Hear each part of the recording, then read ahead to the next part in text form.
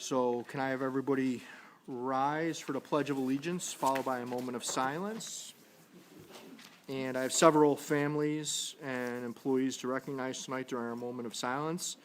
Kim McCumber, who is a retired transportation employee.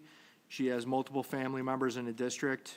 Patty Law, Eric and Stephanie McCumber Snodgrass. Jerry McDermott, who is a retired bus driver. John Clack, who is a retired bus driver. Frank Connell, who is a retired Athena teacher. Carol Allen was a retired Athena secretary. Christine Moore, mother of Mason Moore, the Athena High School assistant principal. Ray Bionadillo, father of Gina Larson, our assistant superintendent of HR. And James Kingley, the father-in-law of Jamie Watogowitz, director of humanities. So if you could keep all of those families in your thoughts and prayers in a moment of silence, that would be greatly appreciated. And Board Member Bonagorio is going to lead us in a pledge. I pledge allegiance to the flag of the United States of America and to the republic for which it stands, one nation, under God, indivisible, with liberty and justice for all.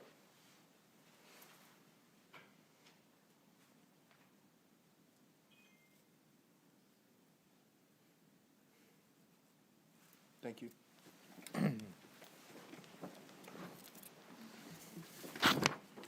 If I could ask Sonny to move the agenda to the table, please. Moved by Vice President Malore, seconded by Mr. Maloney. Any additions, corrections, deletions to the agenda? Seeing none, all is in favor. That passes 8-0. Moving on to our union comments. We will start with GTA. Welcome this evening.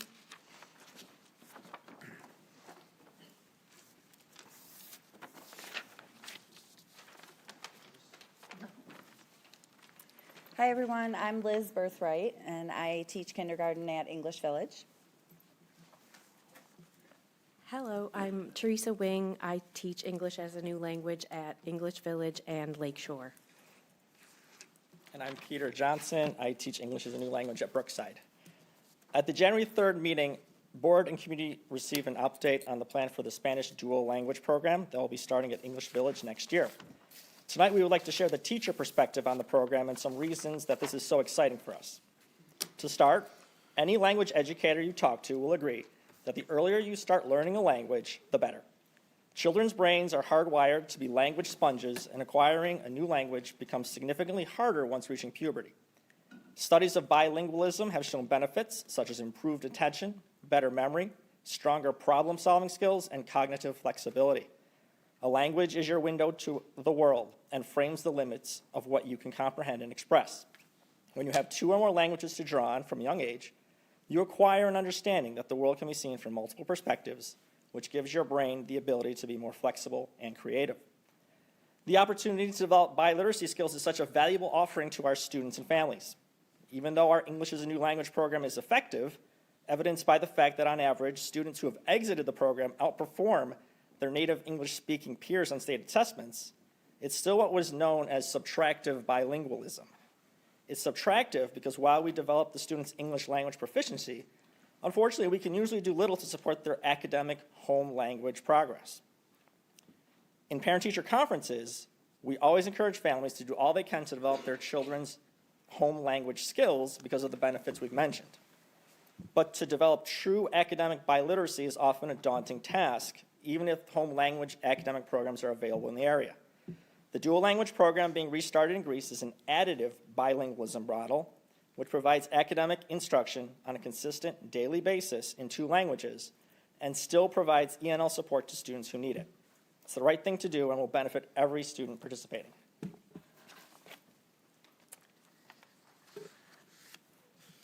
The Bilingual Program Committee was formed in 2022 by Shauna Sweet, Director of Multilingual Education, because of the state CR 154 regulation requiring a bilingual education program be formed related to Greece Central School District having 20 or more English language learners of the same grade level, all of whom have the same home language other than English in a school and/or district. The forming of the committee came following a dual language program proposal that was submitted and approved by Shauna's predecessor. Knowing that it is important for the program to be sustainable and to meet its proposed goals, Shauna invited Nazareth University professors, Greece administrators, and Greece teachers, especially from English Village, to be intricately involved in establishing all aspects of the bilingual program. The outcome is the committee, which is a group of passionate, committed professionals from Nazareth, Arburn, which is our BOCES affiliate, kind of a governing body, Greece Teachers Association, and Greece Administration, who have taken the time to listen to the concerns of the teachers and consider ways to improve upon the previous bilingual program. For example, there were concerns around staff buy-in and the program participants not being integrated, being a non-integrated silo among the rest of the English Village community. Additionally, consideration for the start date, fall of 2023, was questioned related to additional preliminary work needed to be done, things surrounding enrollment, curriculum, bilingual education model, and other considerations such as that. The concerns based on the English Village teachers' experiences of the previous program. Administration heard them, and well-developed plans for every aspect of the program, including the program model, the integration of students and teachers with their peers in the English Village community, and a revised start date were established to accommodate potential for the bilingual program's success. So the program will now start in fall of 2024. So I will be one of the English-speaking teachers for the upcoming program. And I'm going to give a little bit of background of where I'm coming from. I have been in Greece my whole life. I am very proud to say that. My roots run deep here. I went through Greece schools. My kids went through Greece schools. I teach kindergarten in the same classroom I was in for kindergarten 49 years ago. My brother, Jeff Smith, was on the school board a few years back, and my husband is a Greece coach. So I could go on and on, but you get the point. I'm vested in Greece. This is my 20th year teaching kindergarten at English Village, and my 8th year working with the English language learners, or ELLs as we say when using the acronym. When I started 8 years ago, the acronym was ESL, English as a Second Language. And a few years ago, the acronym changed again to ENL, English as a New Language. Both of these acronyms make assumptions about students and their families, assumptions that might not be accurate. How do we know that this is a student's second language? It might be their third or fourth language. And for older students that have been in the program for several years, English is not new to them. Therefore, changing the acronym and our mindset to English language learners is essential. I point all of this out because the same is true for our dual language program. We cannot make assumptions about the students and their families regarding where they come from, how long they've been here, or how many languages they speak. And in fact, the majority of our Spanish-speaking students were born here. Being at English Village as long as I have, I was there during the previous dual language program, but I was not part of the program. It was a wonderful concept. I learned some Spanish phrases, and we said the Pledge of Allegiance in Spanish. However, the program never felt like a truly integrated part of the school. So when I learned that the program was coming back to English Village, I knew that there had to be teachers involved, and I also knew that I wanted to be part of the program, but I wasn't sure how. So when I heard that the model that was going to be used would allow current English Village teachers to participate without having to become certified in Spanish, I was like, okay, I can do that. So fortunately, the curriculum now has really come a long way from when we did the previous program. And both of our curriculums that were approved, the Art Core and iReady Math, come in English and Spanish. And there will be a concerted effort to work together with all stakeholders to make sure that the new program is fully integrated. And I did want to mention really quick that The Latino Family Literacy program is going on right now at English Village, and it will be happening every Tuesday night. And we need volunteers, so hope to see you there.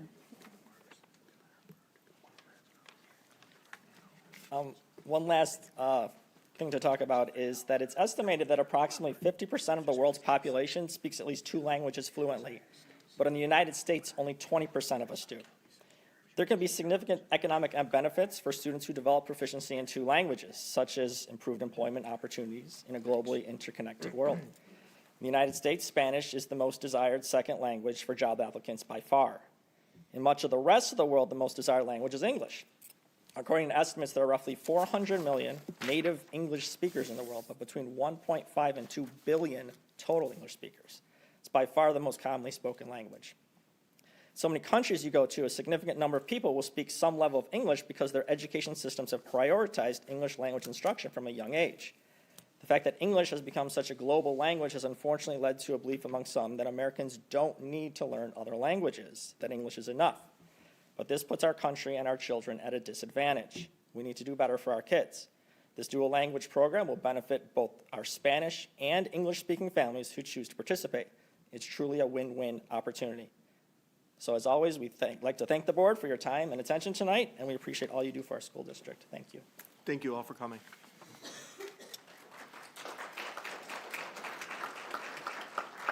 GASA. Welcome, Dan. Welcome, Mike.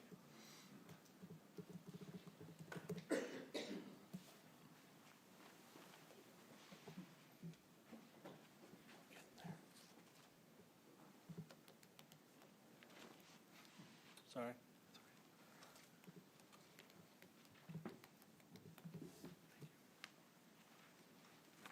All right, good evening. My name is Dan Keelan. I'm the principal at Holmes Road Elementary School, and with me is my friend and colleague, Mike Ferris, principal of the ELC. Thank you for giving us the opportunity to present to you tonight. We appreciate the Board of Education's support as our schools implement ArtCore.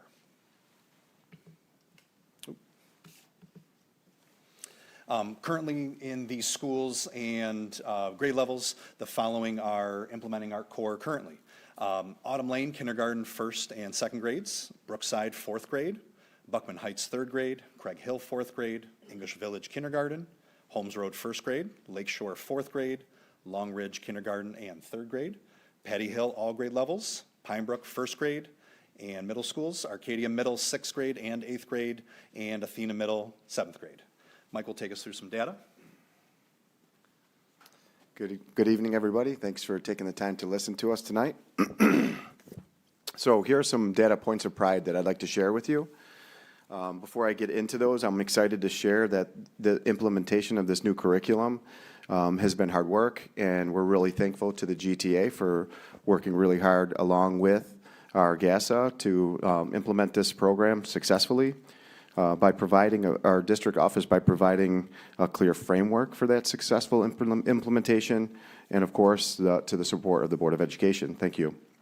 We're really proud as our GASA unit is really proud because of the following key points.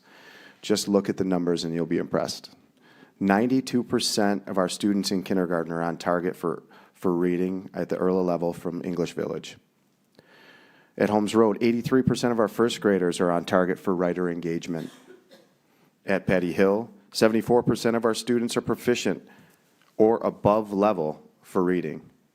And at Pine Brook, 100% of the students that are implementing ArtCore are engaged readers and writers. You got to be super proud of that. So now I'd like to take you through a few examples of some best practices that are happening in our schools. The upcoming slides are to highlight some of those best practices. We're really proud to support the foundational literacy skills needed for student success. So here's Dan with an example at the primary level. Thank you. All right, at our school at Holmes Road, all 5 first grade classes are implementing ArtCore, so a lot of collaboration takes place. Grades K and 2 teachers are beginning to observe first grade colleagues providing ArtCore instruction, And invitations to other schools have gone out to observe our first grade teachers. So a very collaborative effort taking place within our school, but also inviting in colleagues from around the district. For example, a school reached out recently that has fourth grade implementing our core, but not first grade. So some teachers are coming over to observe our first grade teachers. Mike? At the intermediate level, the Lakeshore team is proud to share that their students are more enthusiastic about writing than ever. They're excited to put their hard work on display in an upcoming Authors Alley celebration. Shine bright, Lakeshore. At Patty Hill, students are enjoying creating nonfiction books. They have experts in animals and bugs and weather and ecosystems. The students have really enjoyed the creative process of starting with basically nothing and creating something at the end, so that way they can showcase that to parents, administrators, as you see in some of those photos. Mike? And finally, at the middle school level, Arcadia Middle is proud to share that their school has an emphasis on cross-curricular curriculum collaboration. That's a tricky one to say, by the way. I had to write that one down. One more time. Cross-curricular curriculum collaboration. Yeah?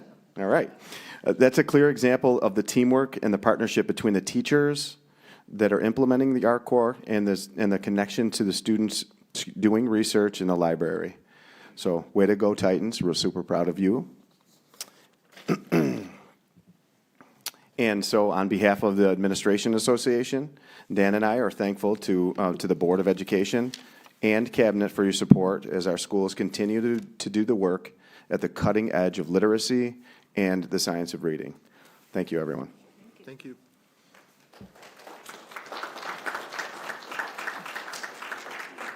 Is there anyone from AgSept here? Gus? Teamsters, Karen? Okay. All right, Residents Forum, Ashley Bapst. Is Ashley here? I didn't see her, but, okay, no Ashley. All right, Mary. Welcome, Mrs. Lakey, how are you?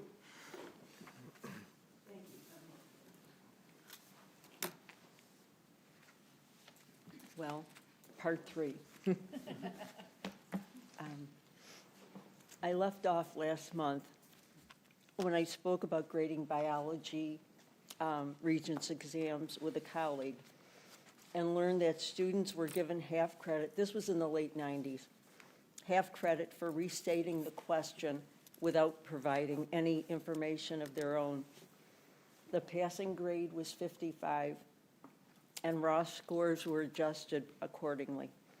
I asked her how much of the course students needed to pass the exam. She said probably 25%. The trend began years ago, and unfortunately, it's only gotten worse. Last week, I had 2 experiences which added to my understanding of instruction and assessments in our district.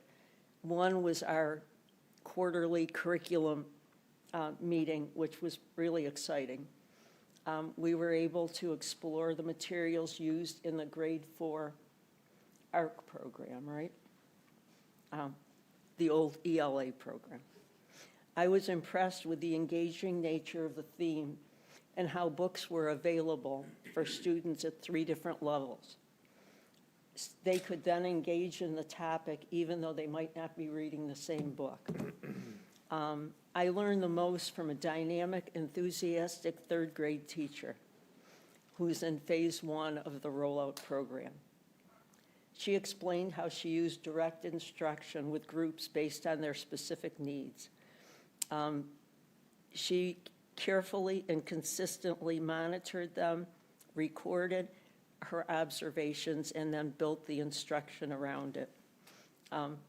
She should be invaluable to colleagues who will be involved in phase 2.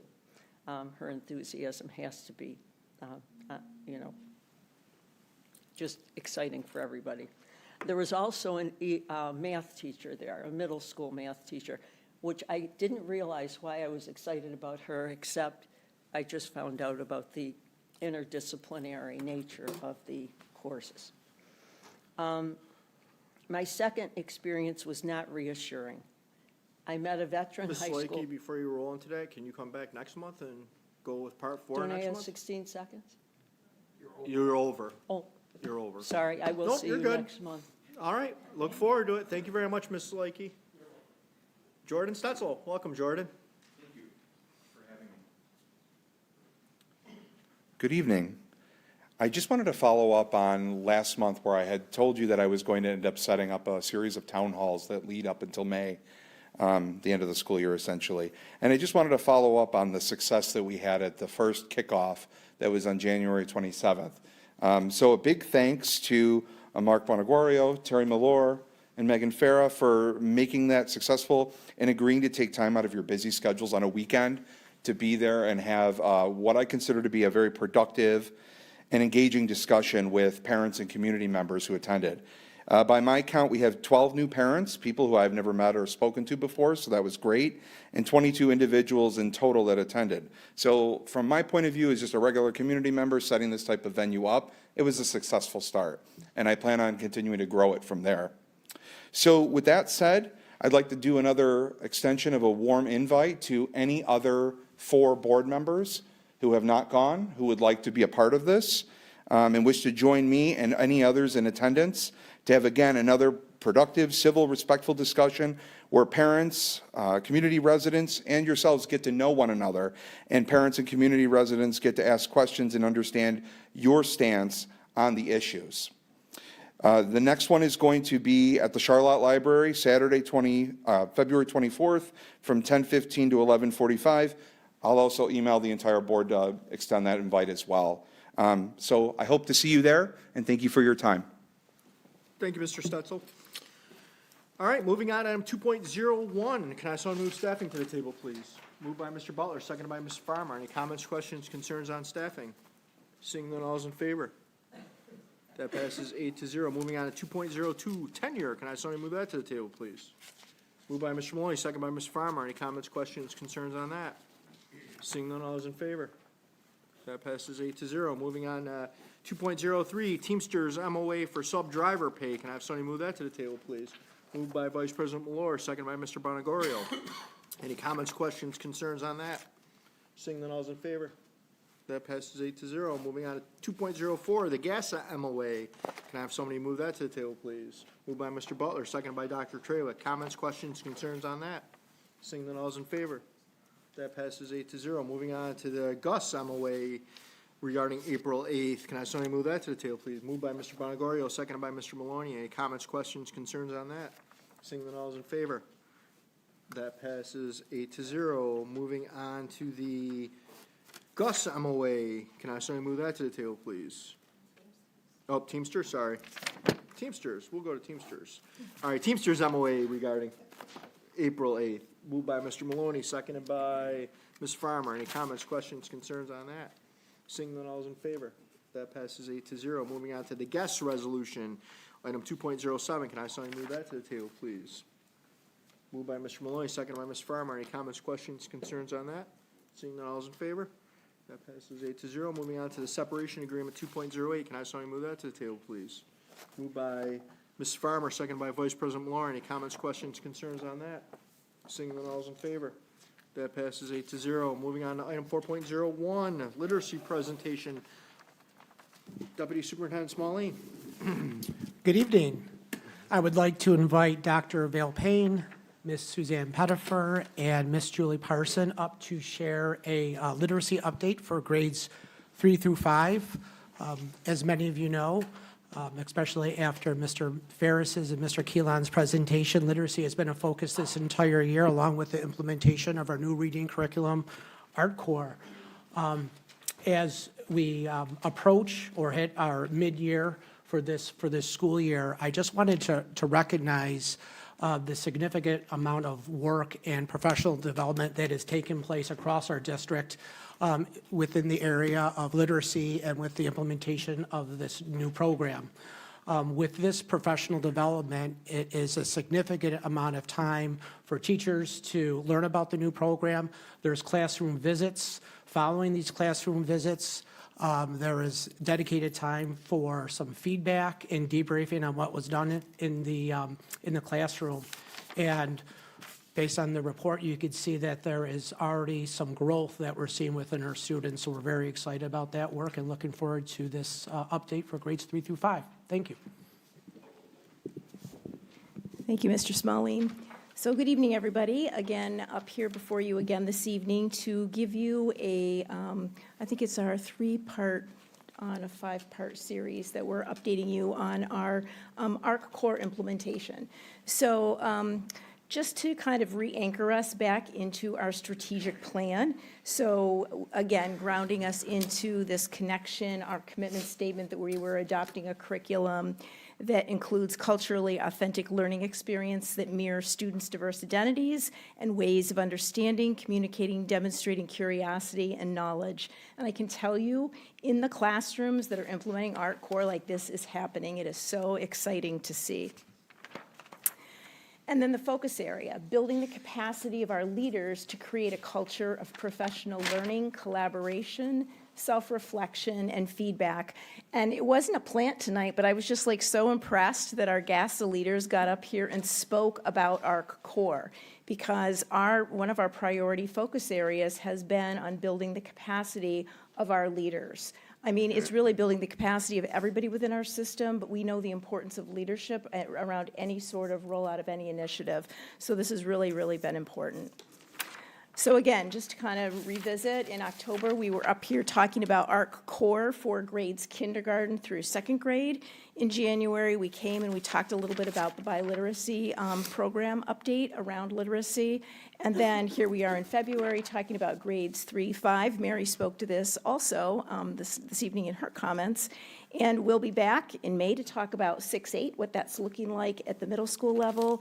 And then in June, we're going to talk a little bit about just sort of a summarization of the year and where we're going next as we go into full rollout next year. So that said, I'm going to turn it over to Suzanne. Good evening. So just a reminder, we have this trajectory map that really helps us as leaders anchor into the things that we'll be focusing on at various points in the year. So at the beginning of the year, we were talking more about just getting assessment under the way and thinking about how our kids are performing and getting some conferencing going. In November, what we really are encouraging teachers to do is start to meet with kids in groups. So at the beginning, you're really doing a lot of one-on-one conversations, and then we're trying to think about how can we cluster kids so that we can get more frequent opportunities to meet with them. So we have that in place in November, as well as a levels confirmation. And so that really gives us an opportunity. I've assessed my students, maybe Mike's assessed his students, and we might trade a couple kids and say, like, check me on this one, or I'm having trouble maybe like understanding where the student is. We might also just randomly check a couple kids just to calibrate and have a conversation around what it looks like when we're doing the assessment and the types of things that we're thinking of. So those collegial conversations are really important in calibrating so that we can trust the data that's in the system in School PACE, because School PACE is a formative assessment that we're administering along the way, and it's really important that we're all kind of on the same page as we're doing this work together. In December and January, the focus was more on students receiving a conference within the last 14 days. And I'm very proud to say we had 2 buildings, Buckman Heights and English Village, that had 99% of their kids receive a conference within the 14 days, which is quite the feat when everyone has COVID and fevers and, runny noses and everything else, and our teachers aren't always feeling up to it either. But we had 2 buildings that were able to do that, and actually English Village did it again in January. So really just some amazing things going on in our district. A lot of people were close, but that 99 really just was pretty exciting. We also did some mid-year celebrations of growth and goals, and principals are going to be meeting actually with me tomorrow. We're going to be talking a little bit about how different buildings celebrated and just the data that we're seeing. So as we go forward, because we won't be back here again until May, just to give you a little preview of what we will be doing over the next few months, we're currently reviewing the percentage of students who are on grade level. So we look at multiple data points within the School PACE system. We look at proficiency levels. We compare it to proficiency levels in iReady. And then we also look at growth. So we look at growth within the School PACE system, what our teachers are seeing, and then we look at growth within iReady to see, as students are working independently, is that growth carrying over. The additional thing that's really exciting for us is the writing. And so the writing is also another data point for us that we can use for our reading conferences. If students are able to understand what they're reading and notice some things in their reading. We're hoping that they apply them in their writing. And a lot of the conversations now in classrooms, we're enjoying stories, but then we're going back and enjoying that story again, just to get a sense for how the author was thinking about things as they created the story. It's a different flip for kids to like really look at it from that perspective. And then what we're doing is we're encouraging kids to think about, okay, so if that author chose those things, what might I choose as an author? So we're really excited to see the writing come out in all different ways for our students. We'll go into a little bit more of that later, but currently our school pace, 57% of our kids were proficient overall, which is a 5% increase over last year. And right now at this point in the year, we only have this year about a third of our teachers implementing. So next year when we are fully implemented, we're hoping to even see greater gains. So, professional learning, what does that look like? We've heard a little bit about that tonight. We have really been spending time with our American reading coaches when they are in our buildings, unpacking units. So really looking at the teacher edition, really digging into what standards we're going to be focusing on, thinking about the content with the lens of literacy at the forefront. We're thinking about what are some ways that we would be assessing students and coming up with some common assessments. And what's great about having my district interventionists in all of those different conversations is they're able to cross-pollinate. So if I'm at one building one day and we are involved in a conversation, another building might be having a similar conversation a couple days later, and they can pass along information from previous conversations to help all of us grow together. So that's been very exciting. We also have been just reviewing what's not negotiable. So that's where we kind of start to unravel this idea of a guaranteed and viable curriculum, right? So here are the things that are not negotiable when we're implementing. And we've had a lot of really good conversations around that. So our 3-5 visits, you've heard a little bit about us going into classrooms. We're really going into classrooms and we're really trying to look at the writing that kids are doing. And we're looking at it with the lens of what they would have within the program, but we're also utilizing the state rubrics. So as we get closer to New York State assessment, we want to make sure our kids are prepared for the state assessment, and we've been doing some cross-checking with, okay, here's some writing we had our kids do. What are some components of this writing that mirror the expectations that we would have on a New York State assessment? So that reciprocity between reading and writing is really a big focus of our conversations right now, and how we're implementing this new program. I'm going to pass it to Julie so she can talk to you a little bit more about the research behind it all. Hi, everyone. In grades 3 through 5, vocabulary, comprehension, writing are critical, but all throughout K-8 and beyond, we know that vocabulary and comprehension are two key pillars that we need all students to have an understanding of and a really explicit depth of knowledge in those areas. So we're going to reference the National Reading Panel report, and we are also going to reference the new NYSED Science of Reading Literacy briefs. Those are brand new and out. We had the opportunity of going to BOCES and learning a little bit more about them, but we are going to build in that understanding during our literacy series, but also with our staff as well throughout the year. We know that students need explicit instruction and multiple repeated exposures to vocabulary, both in oral language and in rich contexts. And the new Science of Reading Literacy briefs and the National Panel report pull that research out. And we talked about making connections with other reading material and oral language, along with applying words in multiple contexts. This is highlighted extensively within the ARC core framework. And the significant importance of this has large effect sizes in all of the research that we looked at, both in NYSED and then also in that National Panel reading report. We discussed in our K-2 literacy update several months ago the benefits of orthographic mapping. That's Linnea Airy's work in the 1980s. She came out with that research to support vocabulary acquisition, and she was one of the key writers in the National Panel reading report. Her work is prevalent within the Science of Reading Literacy briefs and also within our ARC core framework as well. Suzanne referenced a little bit around the reciprocity between reading and writing.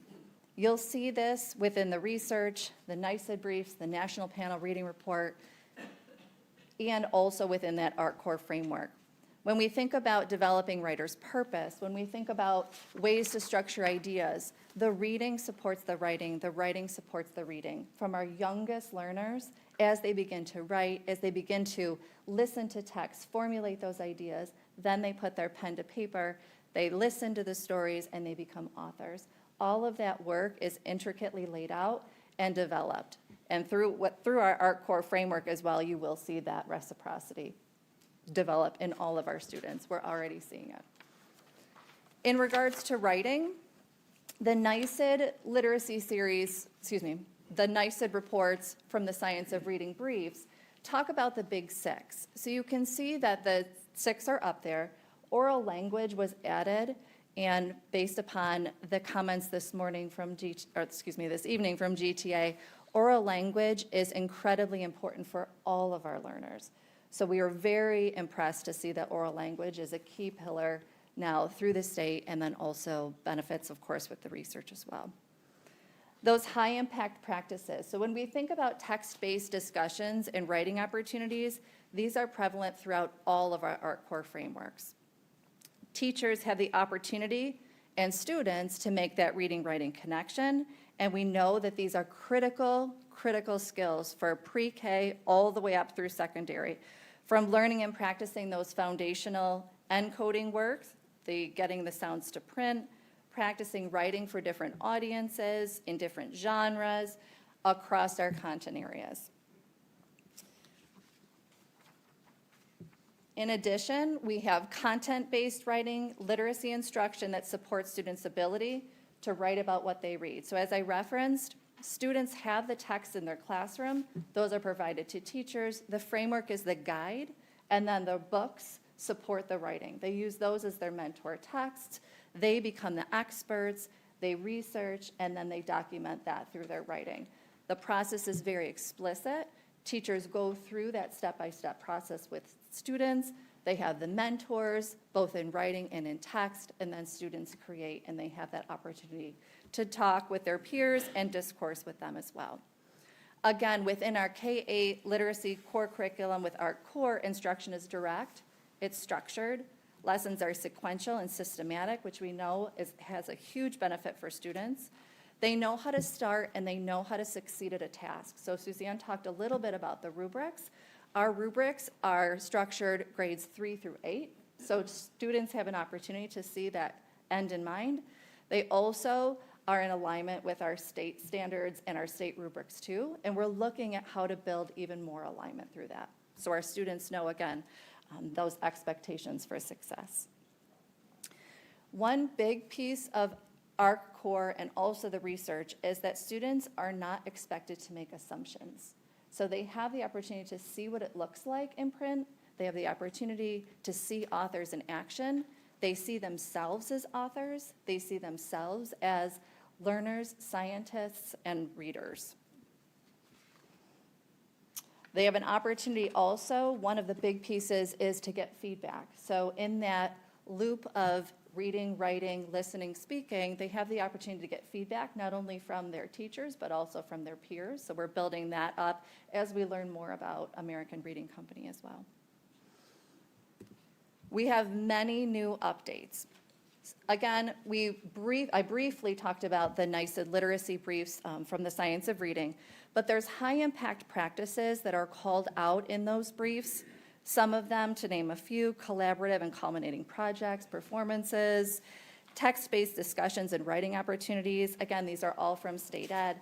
Engagement with a variety of high-interest, diverse, and complex texts, phonological awareness, phonics, spelling, and fostering understanding of print conventions, features, and functions, all of which you see in the research, all of which you see in our American Reading Company frameworks. Students have the opportunity to write every single day for authentic purposes. They have an opportunity to connect that reading and skill work, as I mentioned. And again, the alignment that we're seeing, K-8, is exciting. Every single student is a reader and a writer. This is actually a picture from Craig Hill, the upper left-hand corner, and then you will see culminating celebrations throughout our buildings in those who are implementing now. Anchor charts, You can see that up in the upper right-hand corner. These are those silent teachers for students to be able to have an opportunity to anchor back in, not only to the work that's being done in reading, but the work that's being done in writing. They have the opportunity to display their celebrations through multiple formats. Students can choose. Some buildings and teachers are choosing to use Book Creator, an online platform where students can create books and then read each other's books. Poster formats, traditional book writing, but all students have the opportunity. Teachers are providing authentic pathways for learning and adapting instruction as necessary. So we have our Tier 1 instruction, but all of our students, students with special needs, students that are English language learners, everyone has a pathway within this framework as well.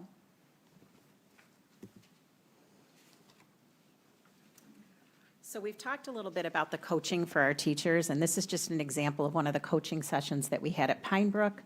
One of our first grade teachers there is implementing our course. She had her whole entire second grade team come in and watch a lesson. And what we did is we looked at some of these look for documents that we've put together. We had that conversation and we looked a little bit at the lesson prior to going into the classroom. The teacher taught a lesson, and then the teachers came back in and just debriefed. They were able to ask the teacher questions. The teacher was actually able to ask, to kind of talk about her thinking along the way, talk about what she had explicitly done in the lesson for specific students.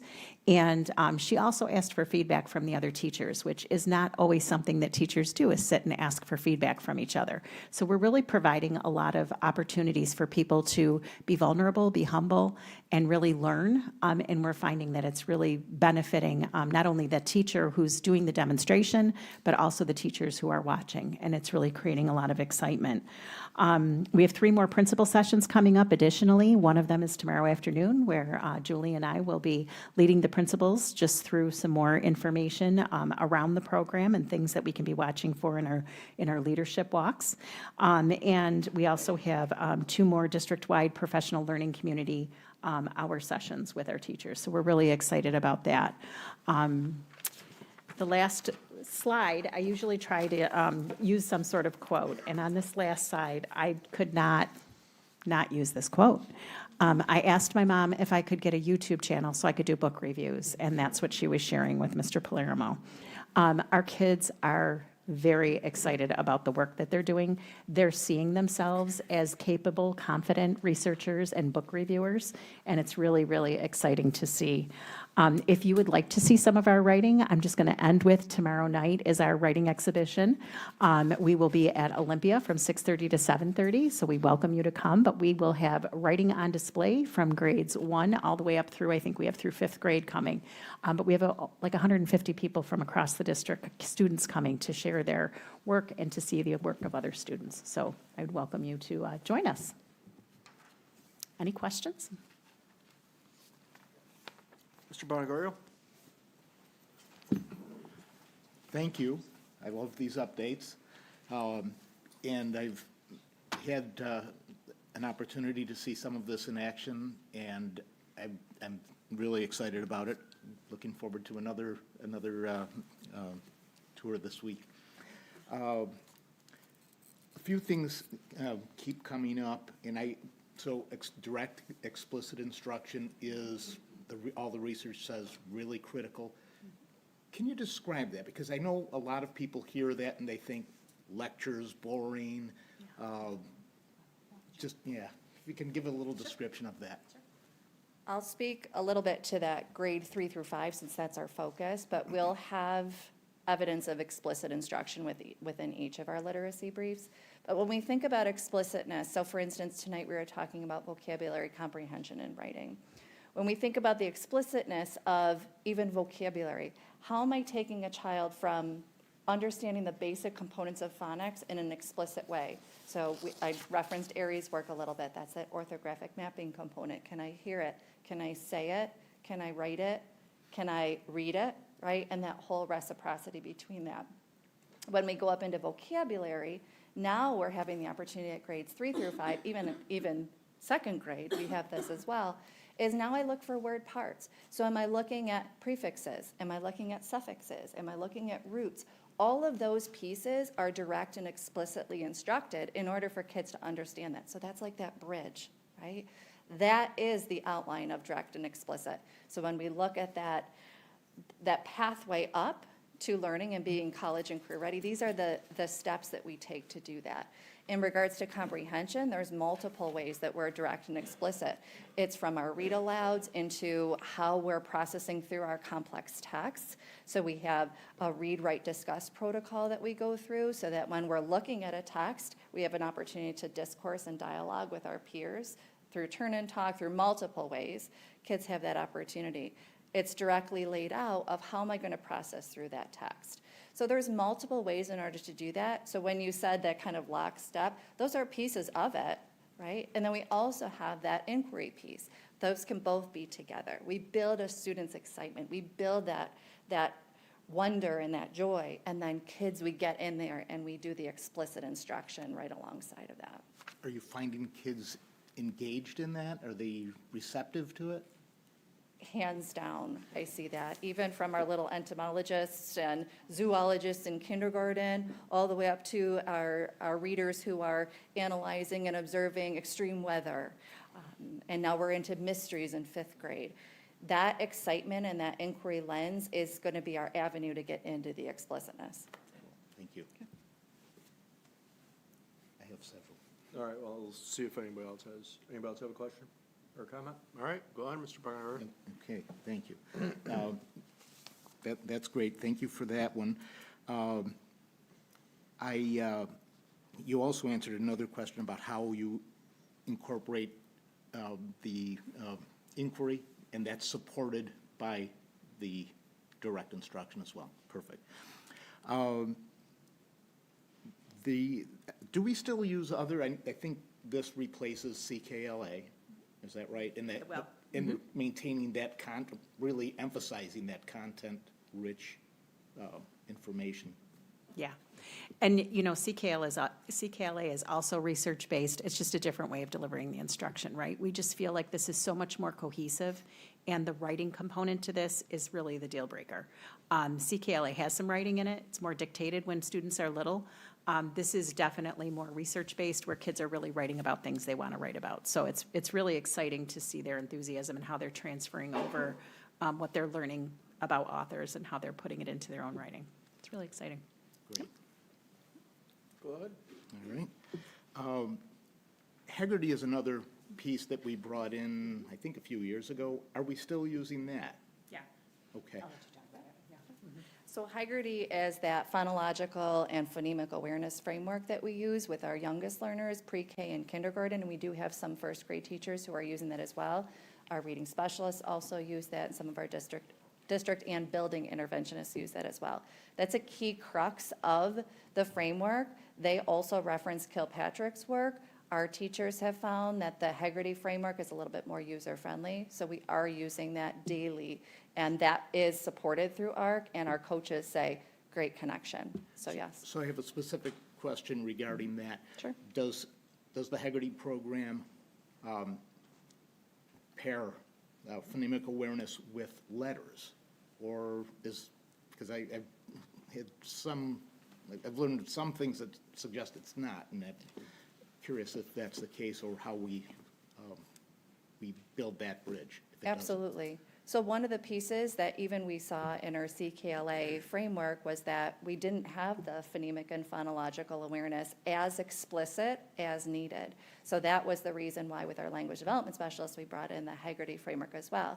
To your point, there is not a considerable amount of pairing, but the brain and ear need to be trained how to listen to words in addition to pairing it with the graphemes, which are those printed components. So to your point, it doesn't call it out directly, but our teachers are strategic in that they're pairing that together and they're finding the interconnectedness. So for instance, in some of our kindergarten rooms, there's one component where students hear a medial sound in the Haggerty framework, and then they slide their roller coaster down. If you head into some of our kindergarten rooms, you'll see our kids going like this, and they hear that medial sound, and then they're recording it. Some students need the explicitness of, you're doing this in Haggerty, now put it into writing. But that's the strategic nature of our teachers, and they're going to make those connections, and they already are.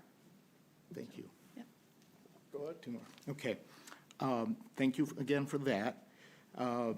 With writing, are we putting an emphasis on spelling accuracy? Or, I know that's not always been the case, but, Yep, we are. okay, good. It's not traditional in nature, though, so you're not going to see a Friday spelling test come home.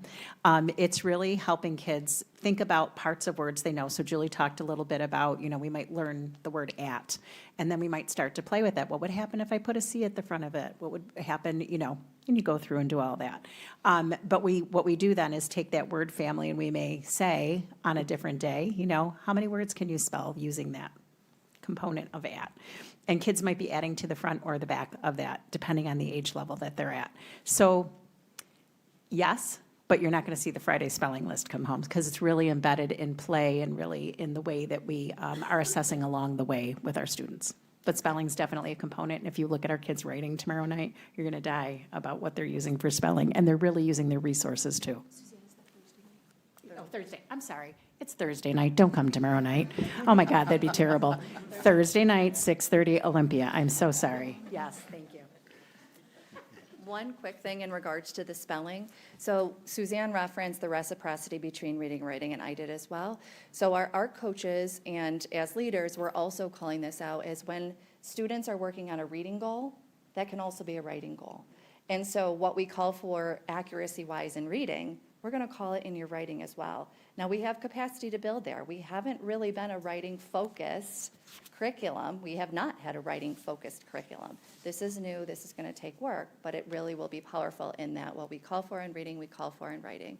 And so we are going to expect our students to be able to do that in their writing too. Thank you. One last question. This is all new for, the program. People love that everyone's getting trained. I hope people are excited about that, and thank you to those who are engaging in it.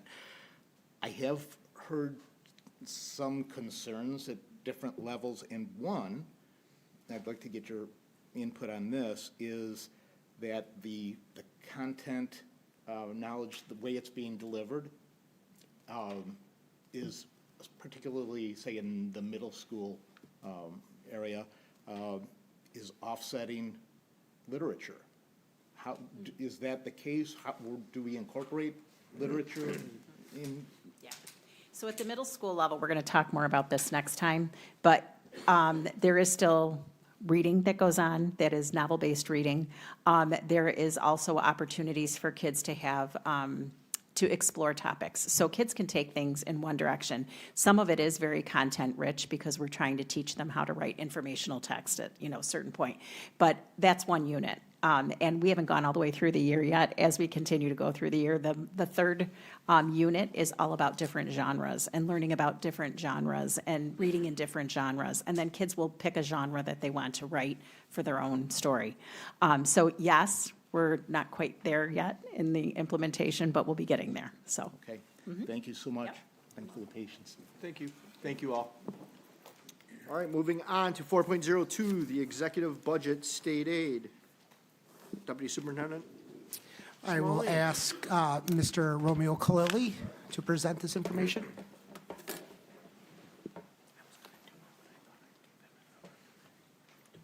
Good evening, everyone.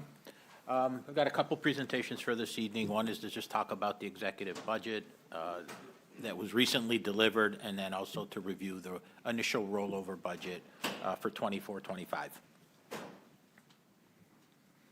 So the governor presented her budget proposal on January 16th. Here are some of the highlights of what was in or not in that budget. It was the highest ever school aid budget in history at about just over $35 billion towards school aid, with $825 million of that, or 2.4%, going towards foundation aid. However, it still falls short of what has been asked for, which is around $1.2 billion in state aid increases. Point number 2 talks about the overall foundation aid increase being around 2.4% after a CPI calculation change and the removal of the hold harmless provision. I wanted to touch on that for a moment because this might be a point for especially board members if you've had the opportunity to advocate for changes to both of these items. First is the CPI change. The state went ahead and fully implemented the foundation aid formula as it was written. And that was great for us because it got us, many other districts to the point where we need to be as of this school year. Now we go into 24-25, and the CPI factor traditionally in the past had always been last year's consumer price index increase. 2 years ago, it was somewhere around 8 or 9%. Last year, it was around 6%. This year, in December, the 2023 CPI increase should have been 4.1%. In the governor's budget, what she did is she took the average of the last 10 years' CPI and threw out the high and the low and came up with a CPI for the formula of 2.4%, which significantly lowered the amount of foundation aid to many districts. In fact, the change from 4.1 to her new calculation of 2.4 lowered the foundation aid increase by $250 million. That if, had you followed the formula, there should be $250 million more being distributed to school districts. That is something nobody was expecting, and there's a lot of advocacy out there to get that to go back to the way it has been done in past years. Second is the hold harmless provision. So for most districts, although in past years you may not have seen an increase, you never went backwards. You never got less in state aid than what you had the year before. This provision was removed from this year's, from the 24-25 budget. And what that did is there are approximately 50% of the districts in the state have less state aid going next year than they had this year, which has never really happened. For us, we got impacted by the CPI change, but we did not get impacted by the hold harmless change. But those are 2 points that if you have an opportunity as board members to advocate for, it's restoring those back to the way it was done in the past years. 3, good news, expense-based aids are fully funded. CPE schools will receive universal meals for breakfast and lunch regardless of your parent, of your family income. There's a provision in there for Back to Basics program to develop the best teaching literacy programs, $10 million for training for teachers and teaching assistants. There was mention of a school mental health clinic for any school that wants one. However, there were no details provided on what that would look like, how you would go about getting one. But I recently learned that in some way, shape, or manner, that will have to be a partnership with some type of licensed agency in order to do that. We're still looking for information on that, but we haven't seen anything. Zero emission bus mandate, there's been no changes and no additional funding for that. Charter school funding levels will continue. There's been no changes and no additional funding for that as well. Universal pre-K, there's no additional funding. We've got the same level. However, on top of that, that wasn't in her budget, but just to mention here, there's no changes to accessing those funds, which is still a very challenging part. Although we have a good apportionment for universal pre-K, getting the entire $3 million is very difficult for not just us, but many districts. There's also a proposal to educate students with disability to age 22 versus 21, for which there's no additional funding. And there was no mention in the budget for payment of prior year adjustments. So for Greece Central Schools, we are owed around $702,000 from the state, goes back.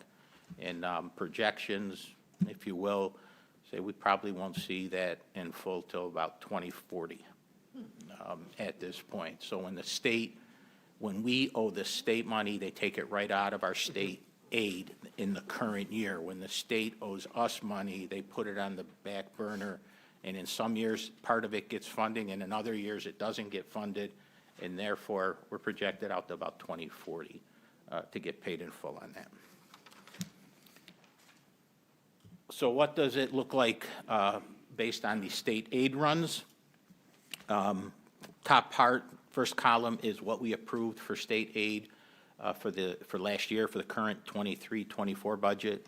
The first green column is the executive budget numbers, and then with the variances to the right. What you'll see in looking in the variance column, our foundation aid went up 3.3%. That number, based on the November database, and I should have mentioned this earlier, back in late November, early December, we got preliminary runs from the governor's office or from the SED that showed your full formula run will generate about $4.3 million in foundation aid for Greece Central Schools. We get this run in January, and it's down to $3.3 million. And again, it's a direct result of the change in the CPI calculation. So rather than getting about 4%, we've got about a 3.1% increase in our foundation aid. Look at our building aid here, $10.2 million. It's lower than it has been in the past. We believe there are some final cost reports that are not included in here. We're meeting with our financial partners on Friday to shore this up. We'll have an update for the board going forward if that number changes.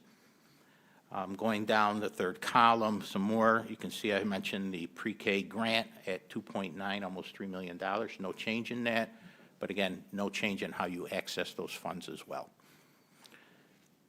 Going down further, private excess cost aid, both public and private. We see big increases there.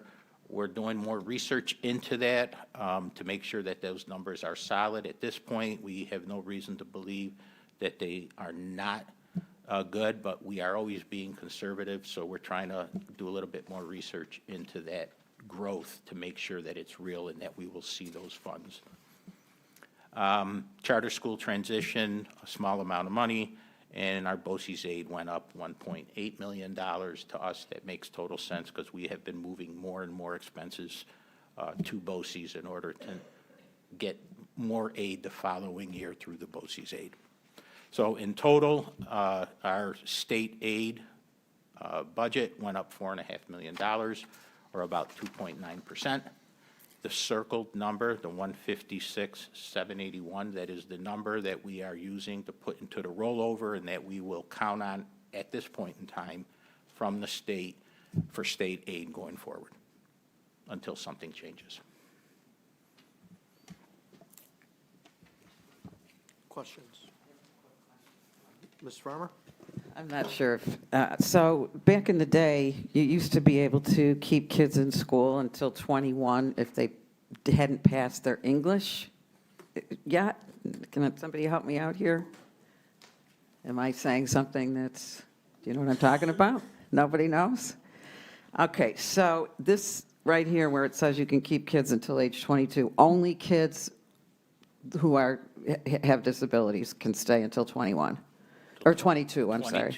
22 under this proposal. And it's only kids with disabilities? Correct. Thank you. And the argument from school districts on that is that you've increased the school life for those children by a year, but there's no additional funding coming with that. So those costs that you incur in, I'll call it that 22nd year, that last year, there's no reimbursement for it. Yeah, I saw that. So I was just checking because based on what I said a minute ago, I'll look into that. But, so it's just those Correct. group of kids. Thanks, Romeo. You're welcome. Any other questions? Mr. Butler? So things like the hold harmless provision going away, is the idea that if it gets done once, it kind of stays there and so it's worth fighting it this year? Absolutely. It's normally been enrollment driven for the most part. So districts who had decreases in enrollment were held harmless up until this point. And once they removed that floor, 50% of the districts who have seen declines in enrollment got less state aid than what they did before. And that comes on the heels of ARP and CRRSA federal funds going away. So not only do you lose the federal grants this year, and you're staring at another $2 or $3 million of lost state aid revenue with increased cost, and it really puts a lot of districts in a big bind. You can't recover those kind of funds in a very short period of time or make adjustments to your budget without really hurting it. Any other questions? Ms. Spratt. Romeo, are you going to go over the rollover budget that you just gave us? Yes. here? Okay, I'll retain my question for that. Thank you. Anything else?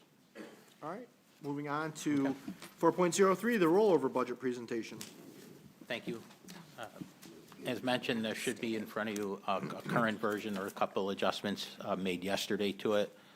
So the rollover budget is our initial view of what would it cost or what would it look like if we took everything we are doing today and roll it forward to next year based on contracts and estimated costs and all the other things. What's it going to take on the expense side, and what do we think we're going to receive on the revenue side? And one of the major goals for next year, for 24-25, was due to the fact that we weren't able to fill many of the positions that we would have liked to in our ARP funds that first year. Remember, those were for a 3-year period, but not only us, but many other districts could not fill positions in that grant. So we really only had it for 2 years to support additional positions for our students. One of the goals that we had for next year is we want to be able, as much as we can, to keep those extra support services in the budget for next year, even though ARP funds are going to go away. And we believe we were able to do that in this budget. So again, this is our initial look, and it could change based on the legislative budget, advocacy, and legislative discussions. We won't really know until we see the legislative runs, hopefully by the 3rd week in March, so we can put together the superintendent's recommended budget. So here is a detailed look at our revenues. What you see here is the 23-24 adopted revenues for the current year, estimated revenues for next year, and then a variance column. We have increased the revenue picture by about $18.8 million, or about 6.45%. Each of those variances, I'm not going to talk about them here because we did a sheet to explain the major variances in the next couple of slides. So the sales tax, we have conservatively always budgeted $9.7 million. To our surprise, even given all the inflationary and recessionary talks, sales tax continues to climb. So for the last 3 years, the number's been higher than we have expected. So we have taken and moved up the sales tax revenue from 9.7 to about $12 million. And that's taking into consideration of about, we're not taking the full increase in sales tax, but about 85 or 90% of the last 3 or 4 years. We didn't go to 100% because as that starts to turn around in some future date, it'll give us a little bit of time to make adjustments for lower sales tax as we start to see it down the road. Other revenues increased by $1.2 million. You can see those here. The increase in kids care enrollment in kids care has increased substantially. So we match the revenues on one side with the expenditures on the other. So we bumped that up to by $650,000. Day tuitions were matched to the 3-year average. We bumped that up by $250,000. Health and welfare services, again, we looked at the past 3 or 4 years and better aligned those revenues by $300,000. That's what totals the $1.2 million increase in other revenues. Interest earnings, we have bumped up $2.8 million. It's a big number.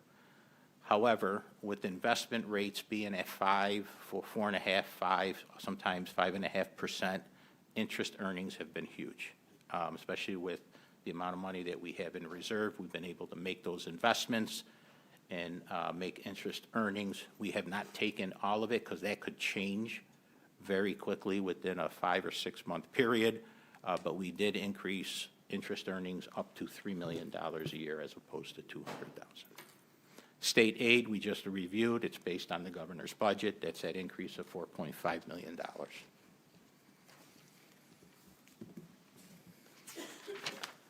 The levy, tax levy, we did some preliminary calculations on that because we have a lot of the pieces. We're projecting our levy increase to be about almost $3 million.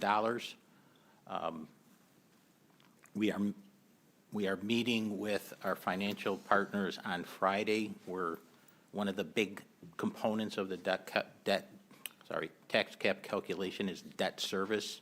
We just presumed last year's debt service. We don't know if that number, we're hoping it will come down, which will then bring down the levy a little bit. But pending that review on Friday, we're thinking we're going to be about a $3 million increase on the levy, which is somewhere around 2.45% increase in the levy. It's about, we try to stay at that too, but the levy calculates itself out. If the debt service number is lower, we could be a little bit closer to 2%. Appropriated fund balance, we've been zero. So in past years, we've talked to the board about appropriated fund balance. That's when you take money out of this year's surplus, or this year's fund balance, I should say, and use it for next year's tax levy. In the past, we did that to the tune of about sometimes $7 million, $6 million. We got it down to 4, and then the last couple years, we made it 0, which was a prudent practice to get into. We're going back to $2 million, but not for the tax levy. We are going to appropriate $2 million out of this year's funds in order to finish replacing the remaining playgrounds at the elementary schools and building 2 new outdoor learning spaces at 2 of our elementary schools. So we're going to appropriate that for this year, do the project, and then that appropriation will go away come 25, 26. Workers' comp and unemployment reserves, same idea here. For 23, 24, we utilized $400,000 out of the workers' comp reserve, $600,000 from the unemployment reserve. This year, we're bumping those both up by $1,520,000. Why?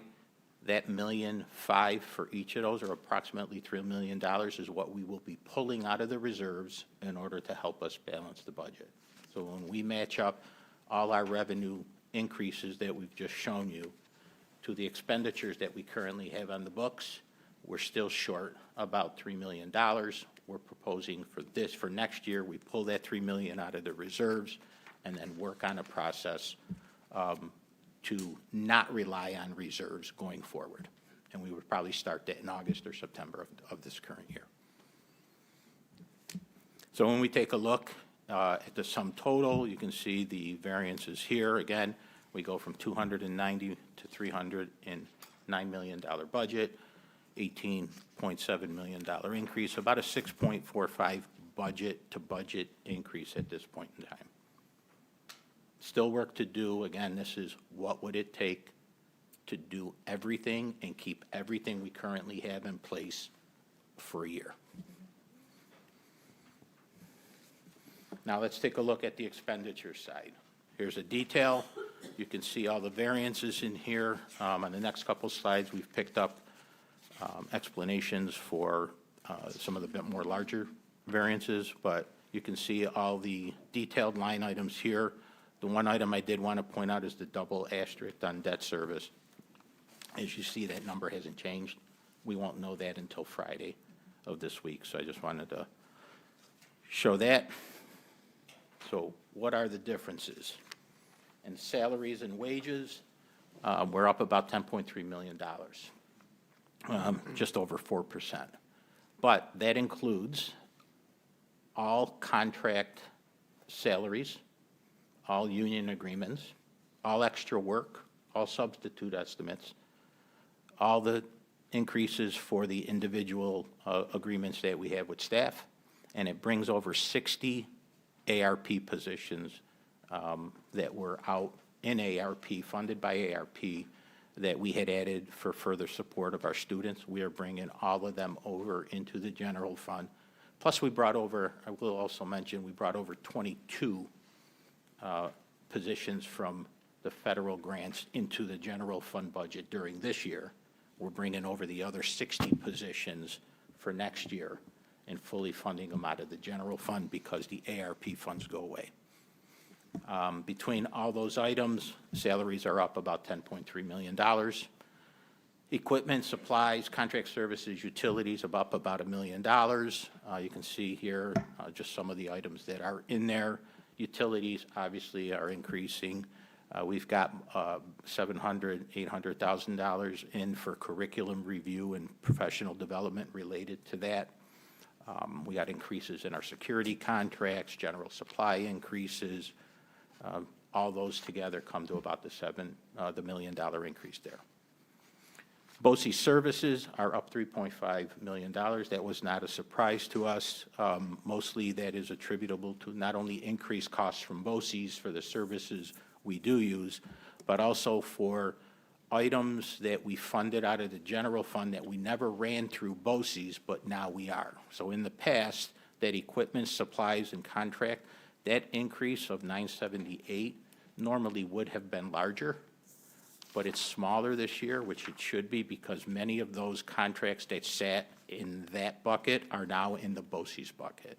And that is advantageous for the district because we still spend the money, the same amount of funds, but when it goes into BOCES, we get revenues on that the following year. And that's what's attributable to that $3.5 million. We're putting more stuff through BOCES. Benefits other up $1.2 million. Just a lot of codes in there that have increased in cost. Plus we had to account for retirement incentives, longevity items, and vacation buyouts provisions that were negotiated in many of the contracts. And then there's a $2 million increase to the internal transfers that we just spoke about. That's to fund the remaining playgrounds at the elementary schools and the 2 learning environments. When we put that all together, you can see, again, matches up with the revenues. We're up $18.8 million, about 6.45%. What I'm showing at the bottom is there are still some items and requests from departments, whether it be for additional staffing, additional funds that have been made and are still being made through the staffing process that we still need to review, and they're in progress. We haven't been able to put a number on those yet, but that will be forthcoming. So to the 309, there possibly could be some additional staffing or some other requests that we bring to the board, and then we would fund those with either more state aid if we get that, more reserves if we need to, but that process has not been completed, so we can't put a number to that at this point. But it will be there, and should that change, any changes from this point forward, including those outstanding items, we will bring back to the board and to residents and detail them out so everybody knows exactly where the changes have been made. So with all that, we are basically balanced for 24-25 school year at 309. The number itself may change. Depending on if we get, if they go back to the November database number for foundation aid and we get an additional $1.3 million, we'll decide what we're going to do with that. Are we going to do less reserve because we got more foundation aid? Are we adding more positions, or what are we going to do will be a decision we make at cabinet and with staff, and then whatever we decide as recommendation at that point, we will bring back to the board. But it will always be budget. It will always be balanced from this point forward.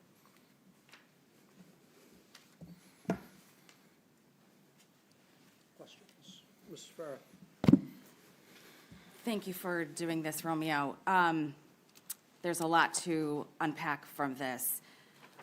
What is the actual, are we 18, almost $19 million short of the budget? Can you explain? Where are we at with our capital improvement projects? Where are we? That's got the capital projects have nothing to do with this. They're not related. Okay. So as far as the budget is concerned, ending, we're rolling over almost $19 million into the budget going forward to the next year? Correct. So we're short right now, almost $19 million. No, we are balanced right now. We have $18.8 million more in expenses, and we have $18.8 million more in revenues. We are balanced. That's what I'm showing, I'm sorry, that's what I'm showing here. Our estimated revenues are 309.5, and our estimated expenditures are 309.5. And those are the two pieces we just looked at, the revenues and the expenditures, and how we got there. But that's also rolling over a budget into the 24-25 year, bringing you to 309. So your budget was 290 million, and then the rollover budget is going to bring you to 309. Correct. So the budget goes up by almost 19, and our revenues go up by almost 19. So the budget's going to increase approximately 6 point, I'm sorry, what did you? 6.45% is the budget-to-budget increase at this point in time. And how much was the budget increase last year? Last year was actually more. It was like 9.5. And again, that was because we got that significant increase in state aid. We got like $19 million. That was our final phase-in amount. So the budget-to-budget increase was fairly significant last year at about 9.5%. Okay, and where is the budget committee regarding this to bring back these questions to the committee? For this year, we did not do a budget advisory committee. So because we figured that this would be a fairly simple year, there really wasn't a lot to have to discuss in it. We wanted to bring it here to the board, but we will reestablish it for next year when we begin to have to really make adjustments to the budget over a 2 or 3 year period. Isn't that a requirement to No. have a budget committee or an audit committee for the board? No, audit committee is, budget committee is not.